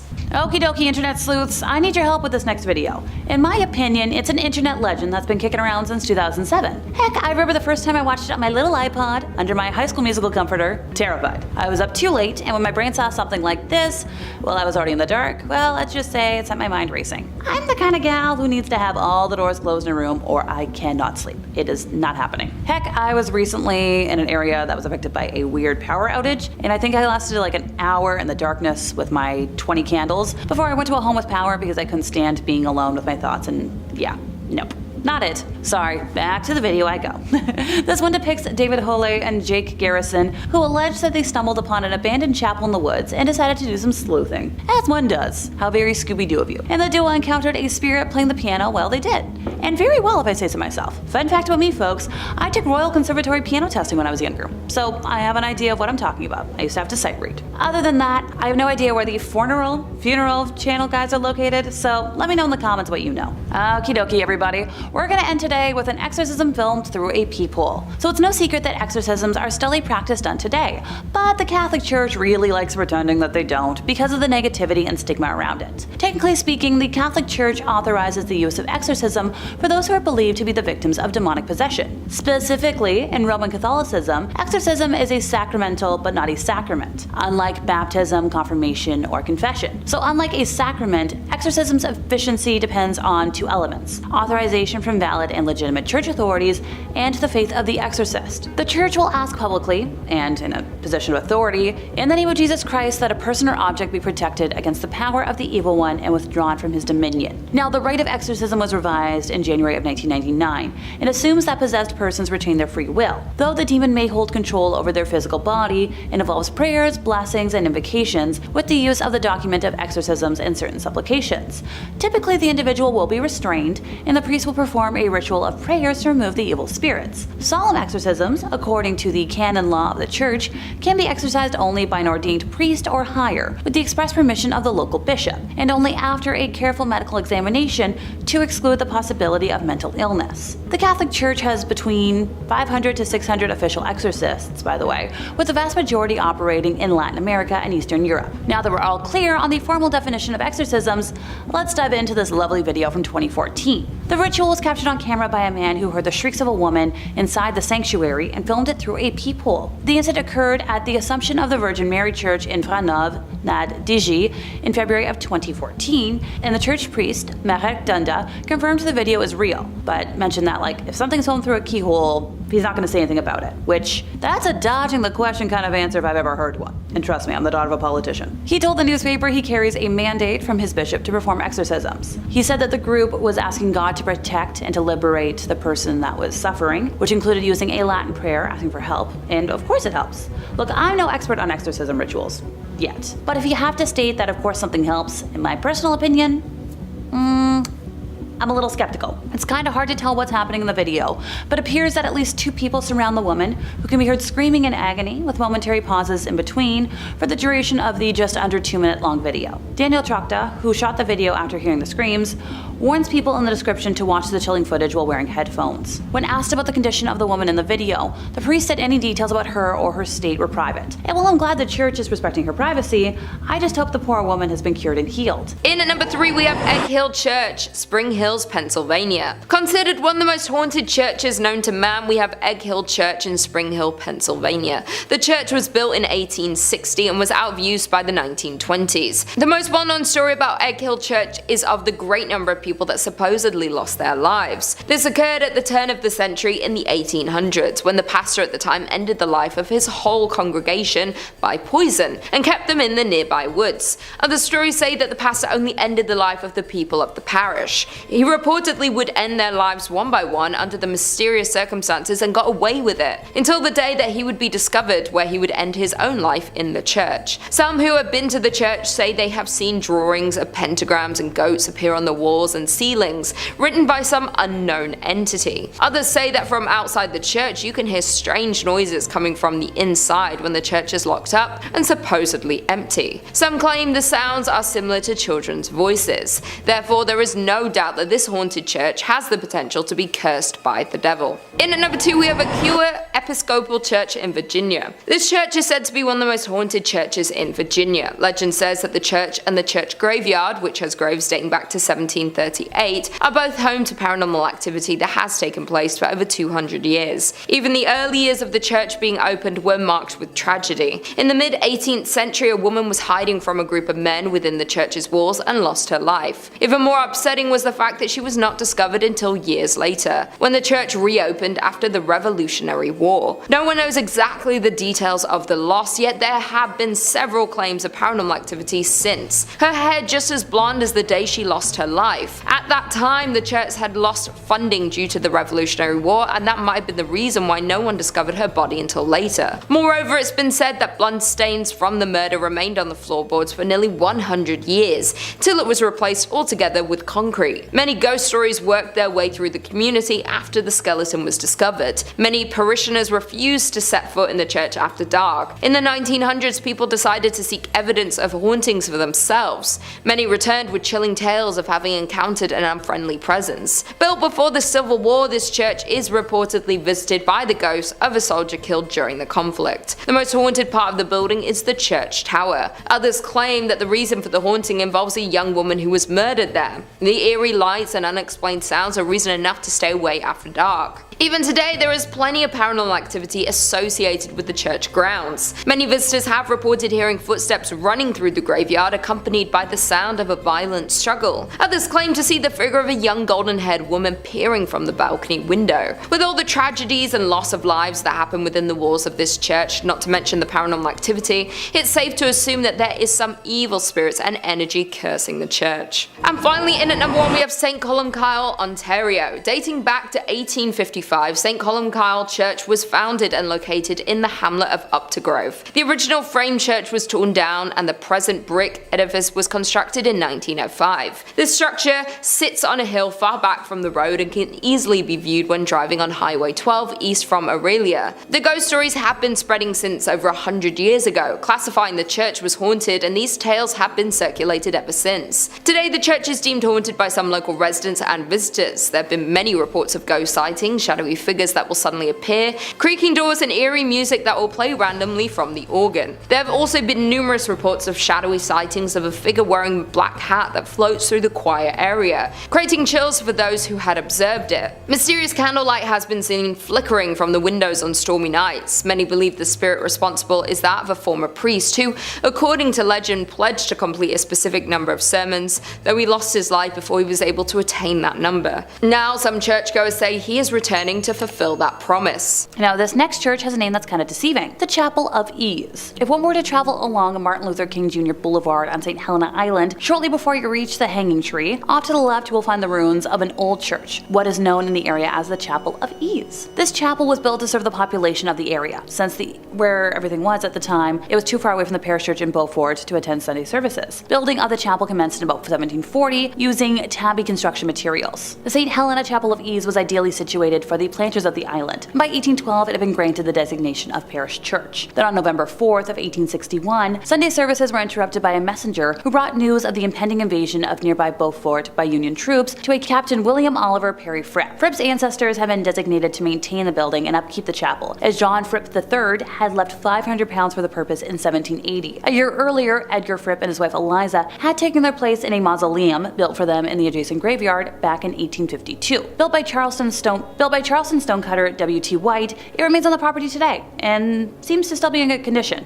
According to a diary written by Thomas B. Chaplin on April 13th of 1852, said vault was a fine affair and did not have to wait very long for its occupants. The Yankees broke it open during the war, hoping for treasure, so it's somewhat out of order, but to this day it still looks cute. The chapel was destroyed in a horrendous fire that happened after the Civil War. Now today, the ruins in the graveyard remain. The vault still remains out of order though. The planters left St. Helena with the arrival of Union forces in 1861, and the church never regained its stature. Some stories relate that Union soldiers used it for services during the war, as well as Northerners who came to the area after the war to educate the local population. The door of the vault was ruined by the soldiers, and at some point it was decided to break up the entrance. According to the story, the workmen did a very good job of sealing the vault, only to return the following day to find bricks removed and neatly stacked beside the mausoleum. This occurred many times. Convinced that the supernatural was at work, the job remained unfinished. Local authorities had assured that nobody had been in the area the previous night long enough to complete such a task. So today, the vault remains empty. The door is half sealed by bricks. One might find the experience of looking into the vacant vault more than a bit unsettling, if not downright eerie. Oh right, here's the part you've been waiting oh so patiently for. People have witnessed a great number of ghostly occurrences on the grounds. Some folks have reported strange sensations when walking through the church's graveyard, which, no kidding. Visitors have seen apparitions of people dressed in 18th century clothing. Others have seen the ghost of a lady in white that carries a young human through the graveyard. I love a good lady in white. Many also report hearing whispered prayers or singing coming from the interior of the chapel. And yet others claim to have heard names being shouted in the silent burial ground and in the surrounding woods. With such a mingled heritage and bloodline, coupled with about 5 centuries of history to feed it, it's surprising that the ghosts don't outnumber the living in the thick air of the Sea Islands. Or maybe they do? And finally, we're ending our time today with l'Abbaye de Mortem, or Mortimer Abbey. For over 80 years, Mortimer has stood as a haunted haven, a landscape woven with the threads of tales and specters. The Garage, a wolf woman, made her initial spectral appearance in 1884. Then there's Mathilde, the ethereal white lady, once a woman and now a dream haunting the corridors of the Abbey. The ghosts of 4 monks, their lives extinguished during the tumultuous times of the Revolution, echo through the ages. Despite the skepticism of many, rumors persist, like, they do. The Abbey underwent an exorcism in 1921 in an attempt to dispel the otherworldly energies that seemed to cling to its stones. Jacqueline Charpentier Café, the present guardian, stands as a bastion of reasons in a landscape often clouded by spectral whispers. Witnesses add layers to Mortimer's enigma. A guide with a trace of northern accent claimed a mystical connection to the Abbey when a hairpin was cast into St. Catherine's source. A year later, she returned with her husband, the hairpin's allure transcending the mundane. Another solitary witness, tasked with a job within the Abbey's walls, heard phantom footsteps echoing through its halls. A slow, deliberate gait that left an indelible mark on the witness's psyche, shrouding the Abbey in an aura of disquiet. There was a painter from Lissors, a connoisseur of heraldry and coat of arms, refrained from returning to Mortimer after years of collaboration with his former landlord, now deceased. What mysterious revelations had she encountered in her artistic sojourns within the Abbey's walls? The answer, like the mist that blankets the morning, remains elusive. The Cistercian monks, the ones I mentioned a moment ago, who once inhabited the Abbey, sought,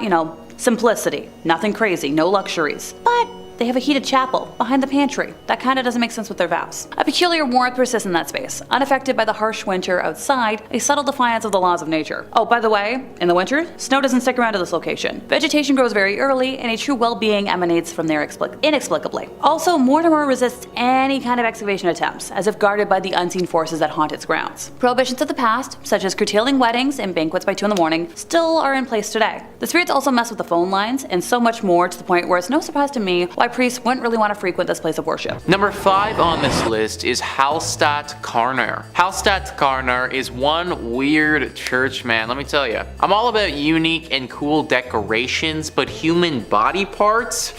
Kind of where I draw the line, guys. Discovery.com says many bone churches and ossuaries are decorated with femurs and pelvises, but at Hallstatt Karner, the skulls themselves are decorated. More than 600 of the skulls on display in this Benhaus, also known as Bone House in English, bear their former owners' names, professions, and the date of their death. Many are also adorned with decorative garlands and flowers. But perhaps what makes this bone church stand out the most is the fact that the most recent remains to be interred here belong to a woman who passed away in 1983 after having requested the Benhaus as her final resting place. What's more, she might not be the last because the church is still open to receiving similar requests. So yeah, the dark secret here is that there is literal bones still being added. 1983 is really not that long ago when you think about it, and like the article suggests, that's probably not the last person to have been thrown into this array of skeletons. I guess it isn't, but it feels like this should be illegal or something. At the very least, it's just super weird.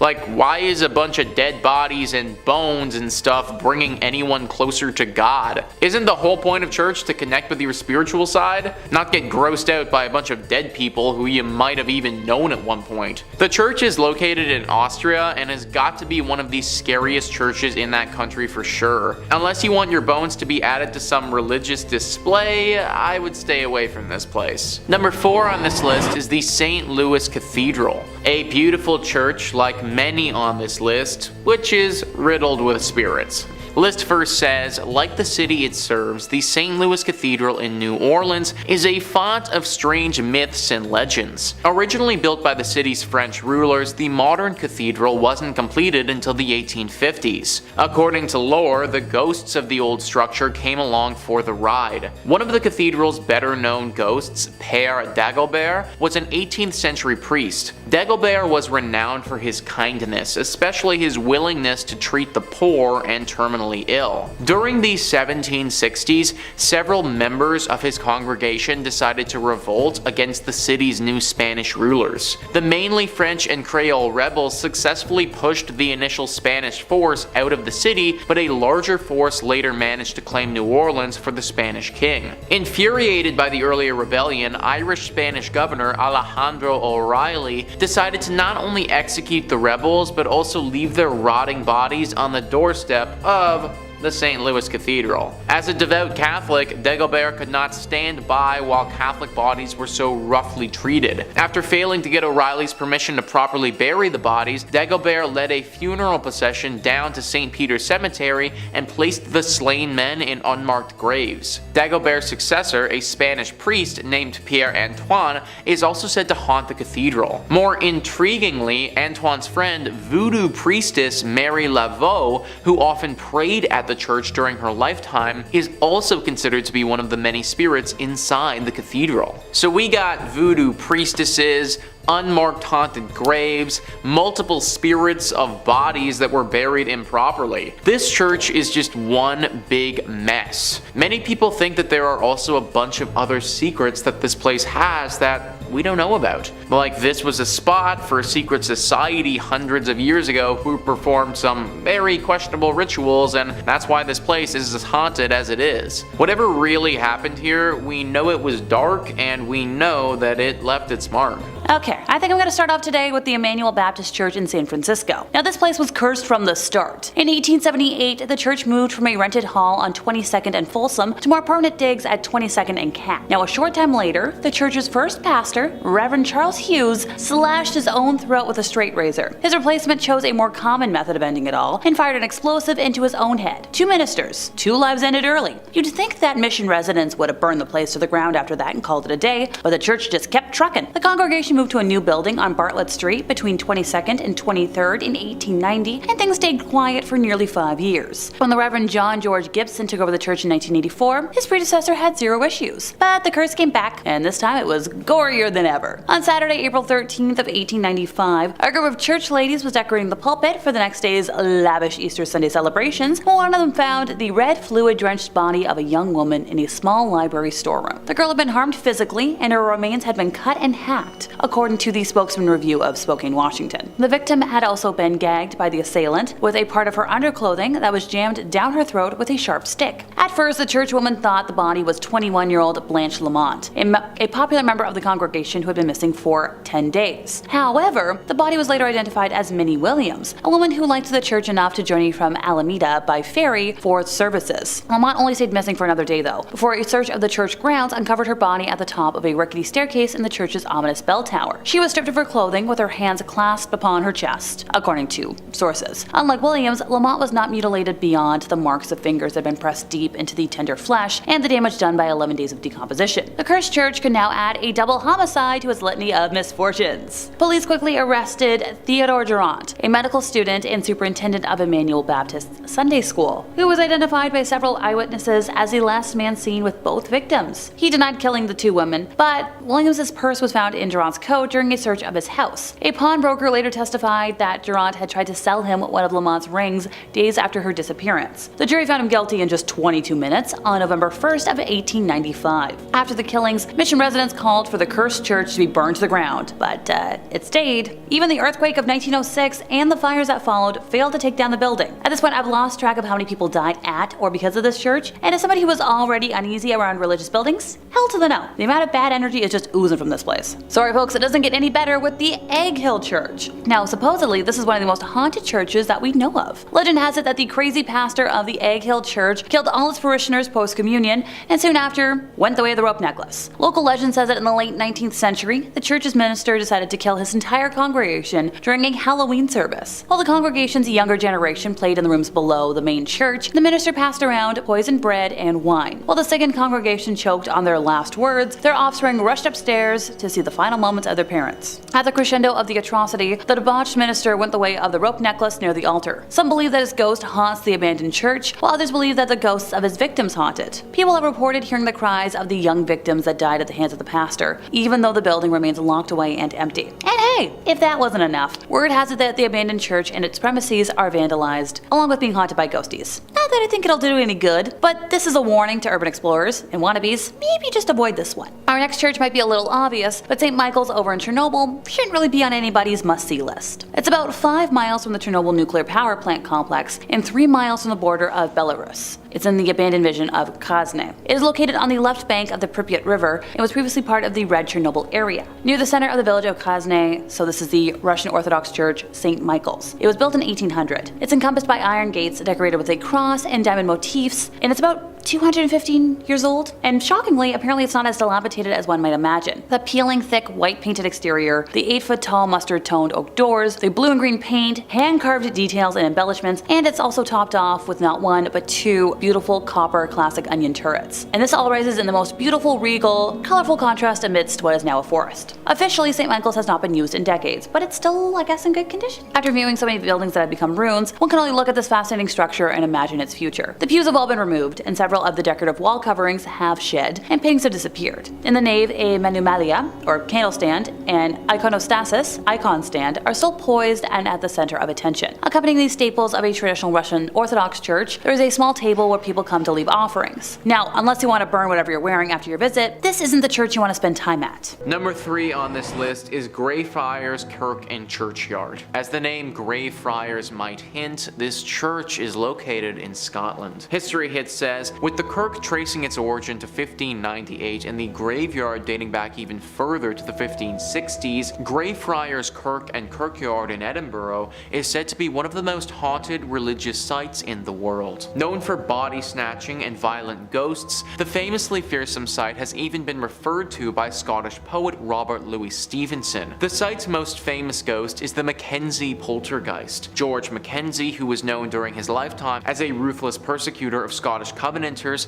a Presbyterian movement in the 17th century. His spirit was reportedly released in 1999 when a homeless man looking for somewhere to sleep broke into his final resting place, the Black Mausoleum. Next to this mausoleum is the former Covenanters prison, which housed some 1,200 members of a failed anti-government revolution in 1679. Only 257 prisoners came out alive, with the remaining dead said to haunt the churchyard. The negative energy that surrounds this church is said to be so strong that it's attracted some pretty powerful beings. The devil is the one being that people associate with this place. Some believe that this church is actually a secret lair for the devil, that these other demonic spirits are working to keep us away from this place so the devil can fulfill his evil agenda. If this is the case, then I think that we should do as the devil wants and leave it alone. Number 2 on this list is Borley Rectory. Built in 1863 in England, this is one of the most famous haunted churches in the world. We can thank the personalities of Ed and Lorraine Warren for bringing it into the spotlight,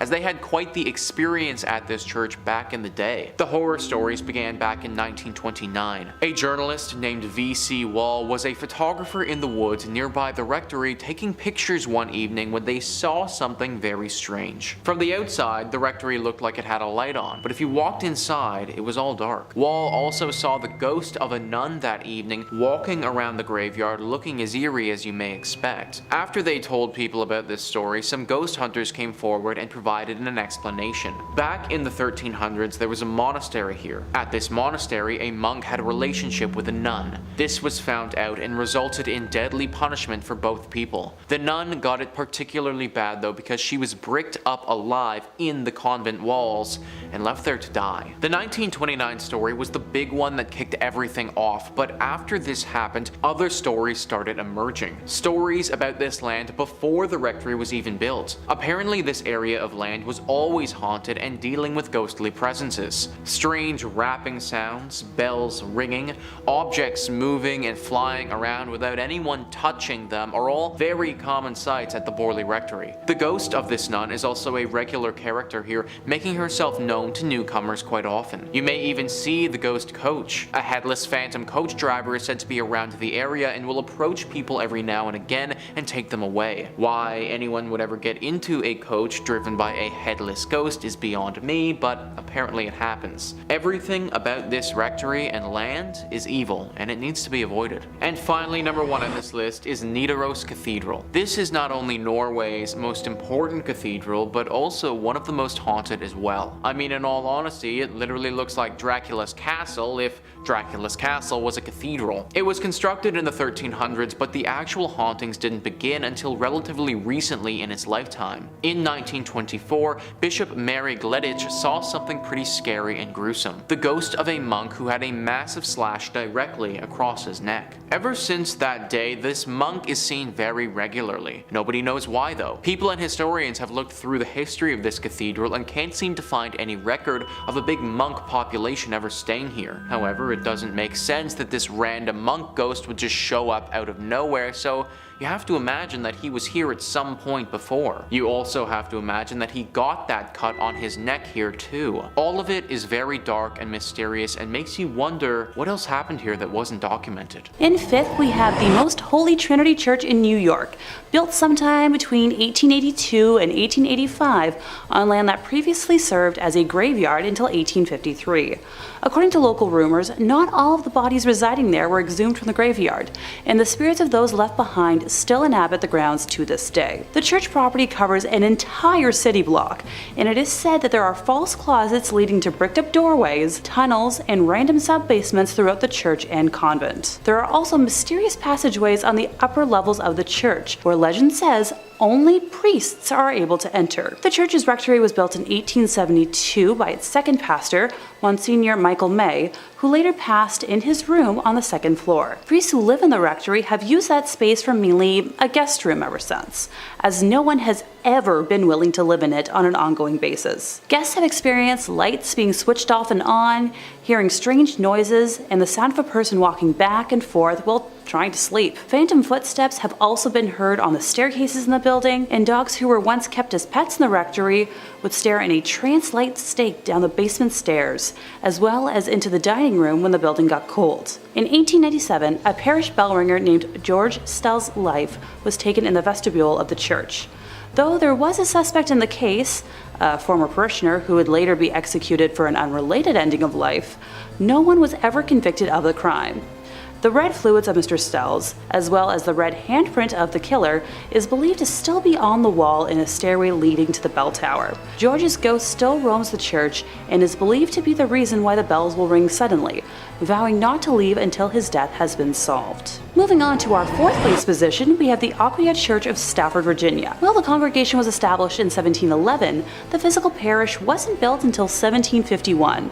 It was a gorgeous brick building built on a peaceful hilltop with a 2-story crucifix floor plan, which otherwise known as a cruciform, which was considered a rather unusual style for colonial churches. Aquia was built to replace 2 earlier sites of the Overwharton parish, which were constructed around 1680.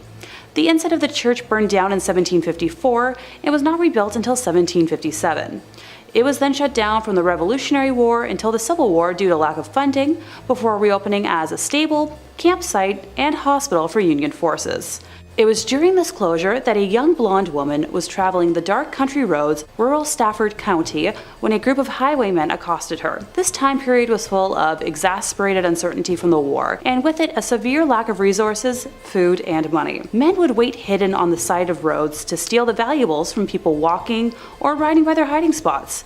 She ran from the men to the sanctuary of the church, but was only able to hide for a little while before they broke inside and ended her life. Her body was hidden in the tower, and the men were never caught. It wasn't until after the Revolutionary War ended in 1775 and the church was ready to reopen for services that what was left of her was discovered. A skeleton with golden blonde hair that was as intact as if she had been freshly slain. The red fluid that spilled on the floor from her death was impossible to remove. Despite using every trick known to man, the stains remained in the tower for well over 100 years, until during a modern renovation when the redness was covered up by concrete. With the facility still being in use today, members of the church have mentioned hearing footsteps walking around at all hours of the day and will break into a frantic run around the church at night, but no one is there. Noises can be heard in the empty tower, with some saying it sounds like a struggle, others describing a groan, whistle, or even a call for help. Many have also mentioned seeing a transparent woman in the church's windows, on the balcony, or even in the graveyard, dubbing her Blonde Beth after the hair of the skeleton. In the 1900s, brave people would try to stay overnight at the church, but were chased away by what they described as an unfriendly presence. A custodian working in the graveyard saw a ghostly woman's face floating above the graves, while another man saw a woman smiling at him through the balcony windows before she vanished. In the middle of this creepy sandwich, Number 2 on this list is St. Nicholas Church. Hey, it's me. It just so happens that my church is haunted by a dozen spirits. Great. List first says St. Nicholas Church is practically haunted by default. That's because the village of Pluckley, its home, is reputably the most haunted locale in all of England. The Kent village is home to the Watercress woman, who occupies the Pinnock Bridge, and to the ghost of a schoolmaster who committed in front of his pupils. According to a conservative estimate, Pluckley contains no fewer than 12 active spirits. The church itself is said to be the home of both the beautiful ghost of Lady Daring and the Lady in Red, a ghost who searches the adjacent churchyard for her lost baby. The ghost of a former miller who worked in the area is also said to haunt the churchyard in search of a long-lost love. Also, the ghost of a monk at nearby Greystone's house is also said to be seen during the night. Finally, visitors to St. Nicholas have reported seeing lights in the church's windows when no one was inside. So we have another church with just a plethora of horrible things. Someone taking their own life, a missing a man who has lost his loved one. My question is, why did all of this happen at this one church? Like, what really caused all of this to transpire in the first place? Are we just supposed to believe that it's all coincidence, or is there actually something more afoot here? I think that's the real secret, and sadly, I don't know if we're ever going to be able to find the true answer. And finally, number 1 on this list is St. Andres on the Red. Just that name alone. On the Red. Like, of course this place had to have some dark secrets. List first says St. Andrews on the Red, completed in 1849, is located in the town of Selkirk, which is more or less a suburb of Winnipeg. It's the oldest stone church in Western Canada, and it may be the region's most haunted thanks to the spirits of former plague victims. Other apparitions are said to populate the church's graveyard. Eyewitnesses have reported seeing a ghostly man clad in black and a mysterious woman in white. Also, a disembodied pair of red eyes have startled the visitors in the past, while a ghost car has been noted not far from the church's main entrance. If you're thinking about visiting the church or graveyard, be wary. Those who've claimed to have seen the various apparitions also reported having terrible nightmares the following nights. Most of these nightmares apparently involved the gates of the cemetery, which rattle even though no hands are seen shaking them. Some people can't shake these nightmares either. The occasional individual will have these persist for months or even years. I'm sure that the architecture and natural beauty is nice and all, but I'm not trying to risk nightmares for a year to see it. I do wonder what happened to those gates though. Is it some weird thing with the wind that's causing it, or is it what people suggest, some type of ghostly intervention? I tend to think some sort of spirit has to be involved, considering the thing with the nightmares happens as well, but you gotta wonder who. Sometimes I really do think that being a paranormal investigator would be awesome, because you could get to the bottom of these things, but then again, that's a pretty unforgiving profession. In third place, we're taking a closer look at St. Mary the Virgin, located on the outskirts of Clophill, England. Originally built facing the west sometime around the year 1350, it's believed to have been erected on top of a leper hospital run by monks. I'd like to take a moment to note that it was built in the quote-unquote wrong direction, with churches traditionally facing east, the direction from which the sun rises, which is associated with the location of heaven and the return of the Messiah in Christian religion. Altars inside of these holy buildings would face in the eastbound direction for prayers. Some have claimed that because St. Mary the Virgin faces away from God, it thus opens its doors to hell, and ergo responsible for the tale I'm about to tell. The building was abandoned in 1848 when the rector at the time made the decision to have a new church built, instead of expanding the previous one, which was much needed due to the rapidly growing congregation. Old St. Mary's, as was dubbed by the locals, was then primarily used as a mortuary chapel, holding bodies before they were buried in the adjacent cemetery. By the 1950s, St. Mary's had become so run down that it could no longer fulfill that use, with just the outdoor walls and tower remaining. In March 1963, the tomb of an 18th century apothecary's wife was broken into, and the bones were arranged ritualistically in the middle of the church. And once again, on Midsummer's Eve of 1969, multiple women's graves were broken into, with bones being removed and rearranged once more. While the specific individuals involved in these acts were never identified, the arrangements found resembled those used in black mass rituals performed by Satanic groups at the time. After the first incident in 1963, a rare decision was made to rehollow, or in more simple terms, re-bless the altar that was left in the building, in a failed attempt to protect the building from evil. Later that year, Reverend Harold Colthurst reported stumbling upon a group of men in the building that were in the midst of a mysterious ritual, being quoted as saying that the men were trying to communicate with evil spirits, chanting some sort of mumbo-jumbo. They were definitely in league with the devil. Modern-day visitors to the now landmark have reported seeing a plethora of ghostly figures during the day and nighttime, faint lights moving about before vanishing mysteriously, along with reports of a chilly and oppressive atmosphere even during warm days. In second place, we're visiting l'Abbaye de Mortimer, or Mortimer Abbey. It was originally built in 1134 on land gifted by King Henry I. The stagnant water of the drainage lake, which was dug out by the monks to dry up the marshy land, was called Mortimer, or the Dead Pond, giving the monastery its name. Totally not ominous or anything. The monks constructed what was then one of the largest monasteries in the world on said land. The legend says that after the passing of his only son, King Henry wanted to reform his daughter Matilda and had her locked in a room in the abbey for 5 years. The anger and hate she felt from being sent away and isolated stained and seeped into the walls of the monastery, cursing it for eternity. After her eventual release, she went on to live until 1167, when it said her spirit returned to Mortimer Abbey to haunt the area as the White Lady. She is said to appear on nights close to a full moon, moaning as she drifts through the now ruins of the monastery. Those that have seen her report that she alternates between wearing black and white gloves. If she appears to you with white gloves on, you're destined for good luck. But if she appears with black, you'll be expected to pass within a year. Alas, Matilda is not the only spirit one must worry about if visiting the abbey. When the monastery was at its peak in the 1500s, a frail and suffering woman was brought to the monks with an illness it was believed that only they could aid. It was revealed that she was possessed by the spirit of a wolf and cursed to become a werewolf for several nights. The monks chained her to a room and conducted multiple exorcisms in an attempt to eradicate the spirit. The monks were able to exorcise the evil wolf spirit or demonic force out of the woman, but it then attached itself to the grounds and walls of the monastery. Several hundred years later, in 1884, a man named Roger Saboureau was hunting in the woods nearby when he was attacked by a large werewolf. He shot it multiple times, killing the creature, but when he returned home at dawn, he found the body of his wife bearing wounds matching those he had given the wolf. People say the spirit of Roger's wife and his own heartbroken spirit still wander the area when the moon is full. The abbey was exorcised by the church in 1921, but still remains haunted to this day. And coming in first place, we have the Abbey of the Black Hag, locally known as Monastery Galagduff, please don't curse me for my pronunciation, St. Catherine's Abbey, or simply as Old Abbey. It's located roughly 2 miles east of the village of Shanagolden, in the townland of Old Abbey. Gee, can you tell where it got its name?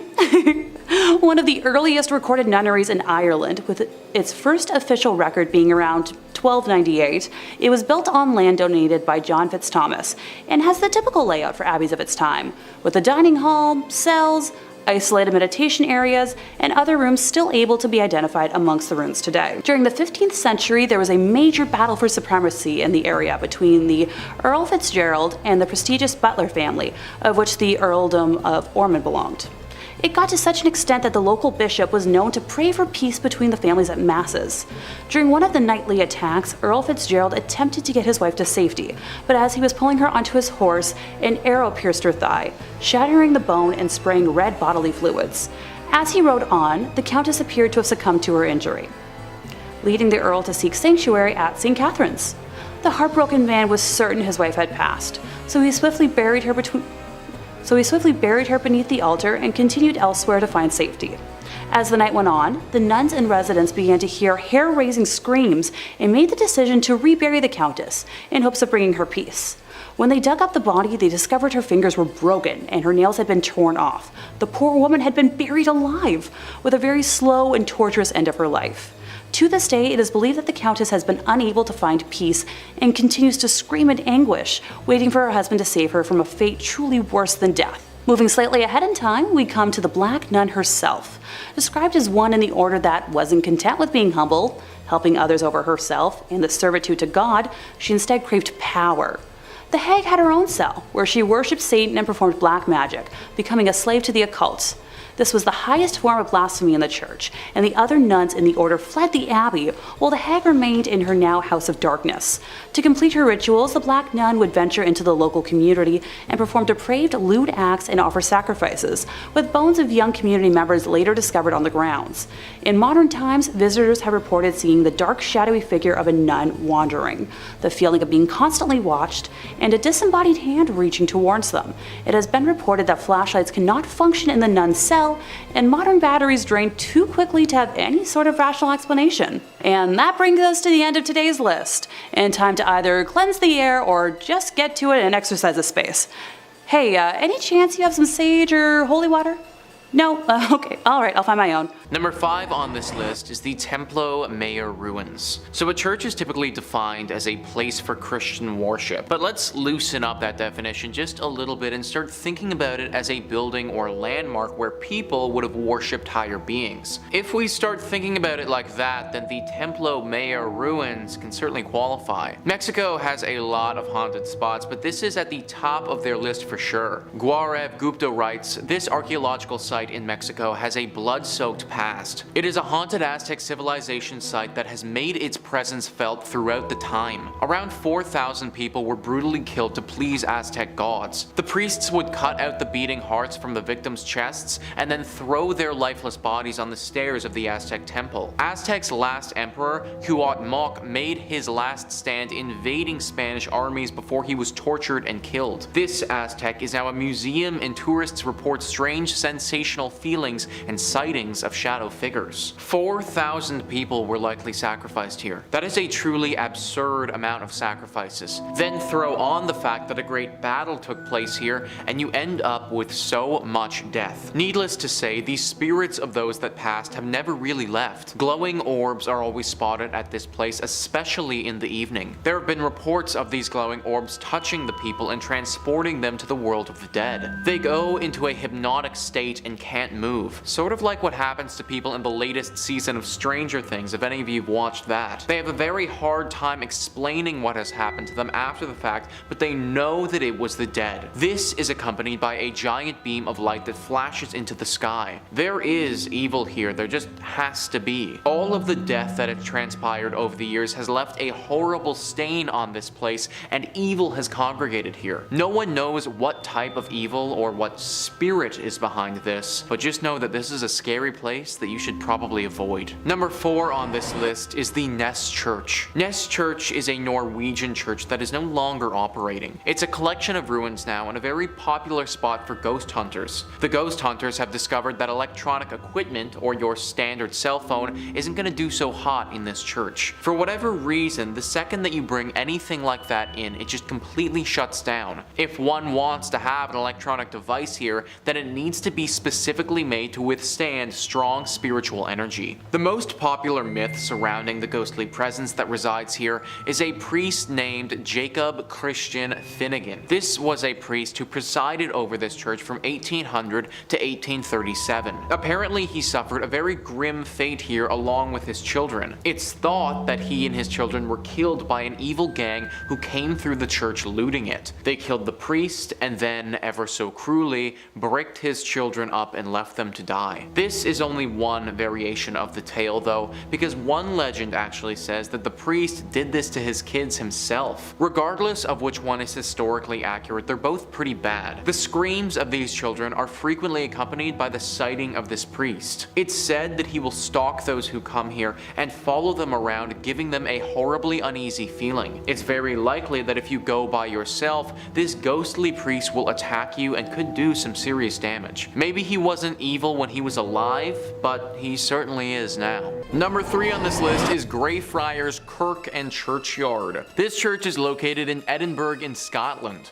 History Hit says, with the kirk tracing its origin to 1598 and the graveyard dating back even further to the 1560s, Greyfriars Kirk and Churchyard in Edinburgh is said to be one of the most haunted religious sites in the world. Known for body snatching and violent ghosts, the famously fearsome site has even been referred to by Scottish poet Robert Louis Stevenson. The site's most famous ghost is Mackenzie poltergeist George Mackenzie, who is known during his lifetime as a ruthless persecutor of Scottish Covenanters, a Presbyterian movement in the 17th century. His spirit was reportedly released in 1999 when a homeless man looking for somewhere to sleep broke into his final resting place, the Black Mausoleum. Next to this mausoleum is the former Covenanters prison, which housed some 1,200 members of a failed anti-government revolution in 1679. Only 257 prisoners came out alive, with the remaining dead sent to haunt the churchyard. This church is haunted by so much negative energy that people around the area believe it's actually attracted the devil. Basically, all of this evil has gotten the devil's attention, and it's possible that one of those evil spirits that's hiding out is the devil in disguise. It's also believed that the devil may have released all of these demonic spirits to keep people away from this place, as he's doing something sinister. We may never know for sure though. Number 2 on this list is the Church of St. Mary the Virgin. This church is located in Bedfordshire, England, and can very easily be a hiding spot for the devil. Bedfordshire Live says, the Church of St. Mary the Virgin in Clop Hill, Bedfordshire was abandoned for about 170 years after it fell into disuse in the 1840s. During this time, the church fell into ruin as it lost its roof and became a focal point for vandalism, antisocial behavior, and, according to ghost hunters, black magic. Over the years, many people have reported seeing strange things near this church, from mysterious hooded monks to tall dark figures. The 14th century church was reportedly used for satanic rituals in the 1960s. As rumor has it, bones were dug up and arranged in satanic patterns. Damien Odell, head of the Anglia Paranormal Investigation Society, theorizes that the hauntings are what remain of black magic rituals from many years ago. He explained there's definitely something strange going on at the church, and my personal view is that it's down to black magic practices held there. I think it's possible for a group of Satanists to conjure up something and leave it behind.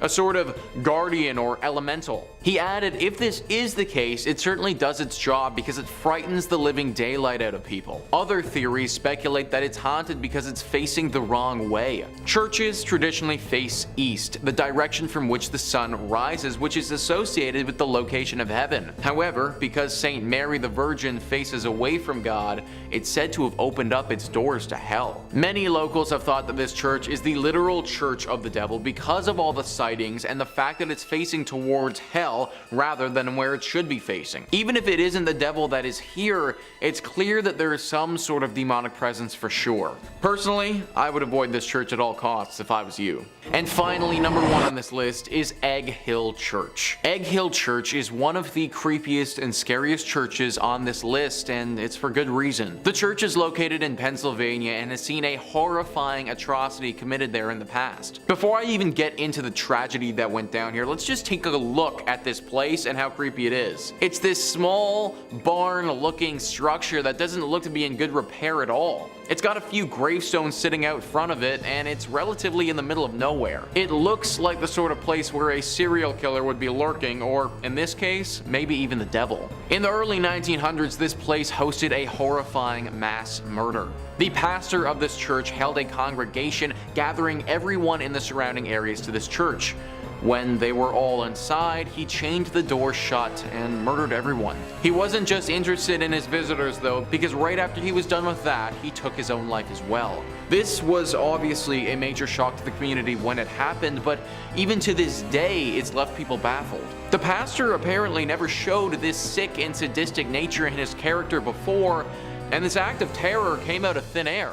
That's why people have speculated before that he may not have been acting by himself. It's very possible that it was him in the flesh but not in the mind, that his body was simply acting as a vessel for the devil or another spirit as they did this. To this day, locals avoid this place and claim that there is a dark force that haunts it. Maybe it's the devil just sitting, waiting in this church for his next helpless victim to wander inside.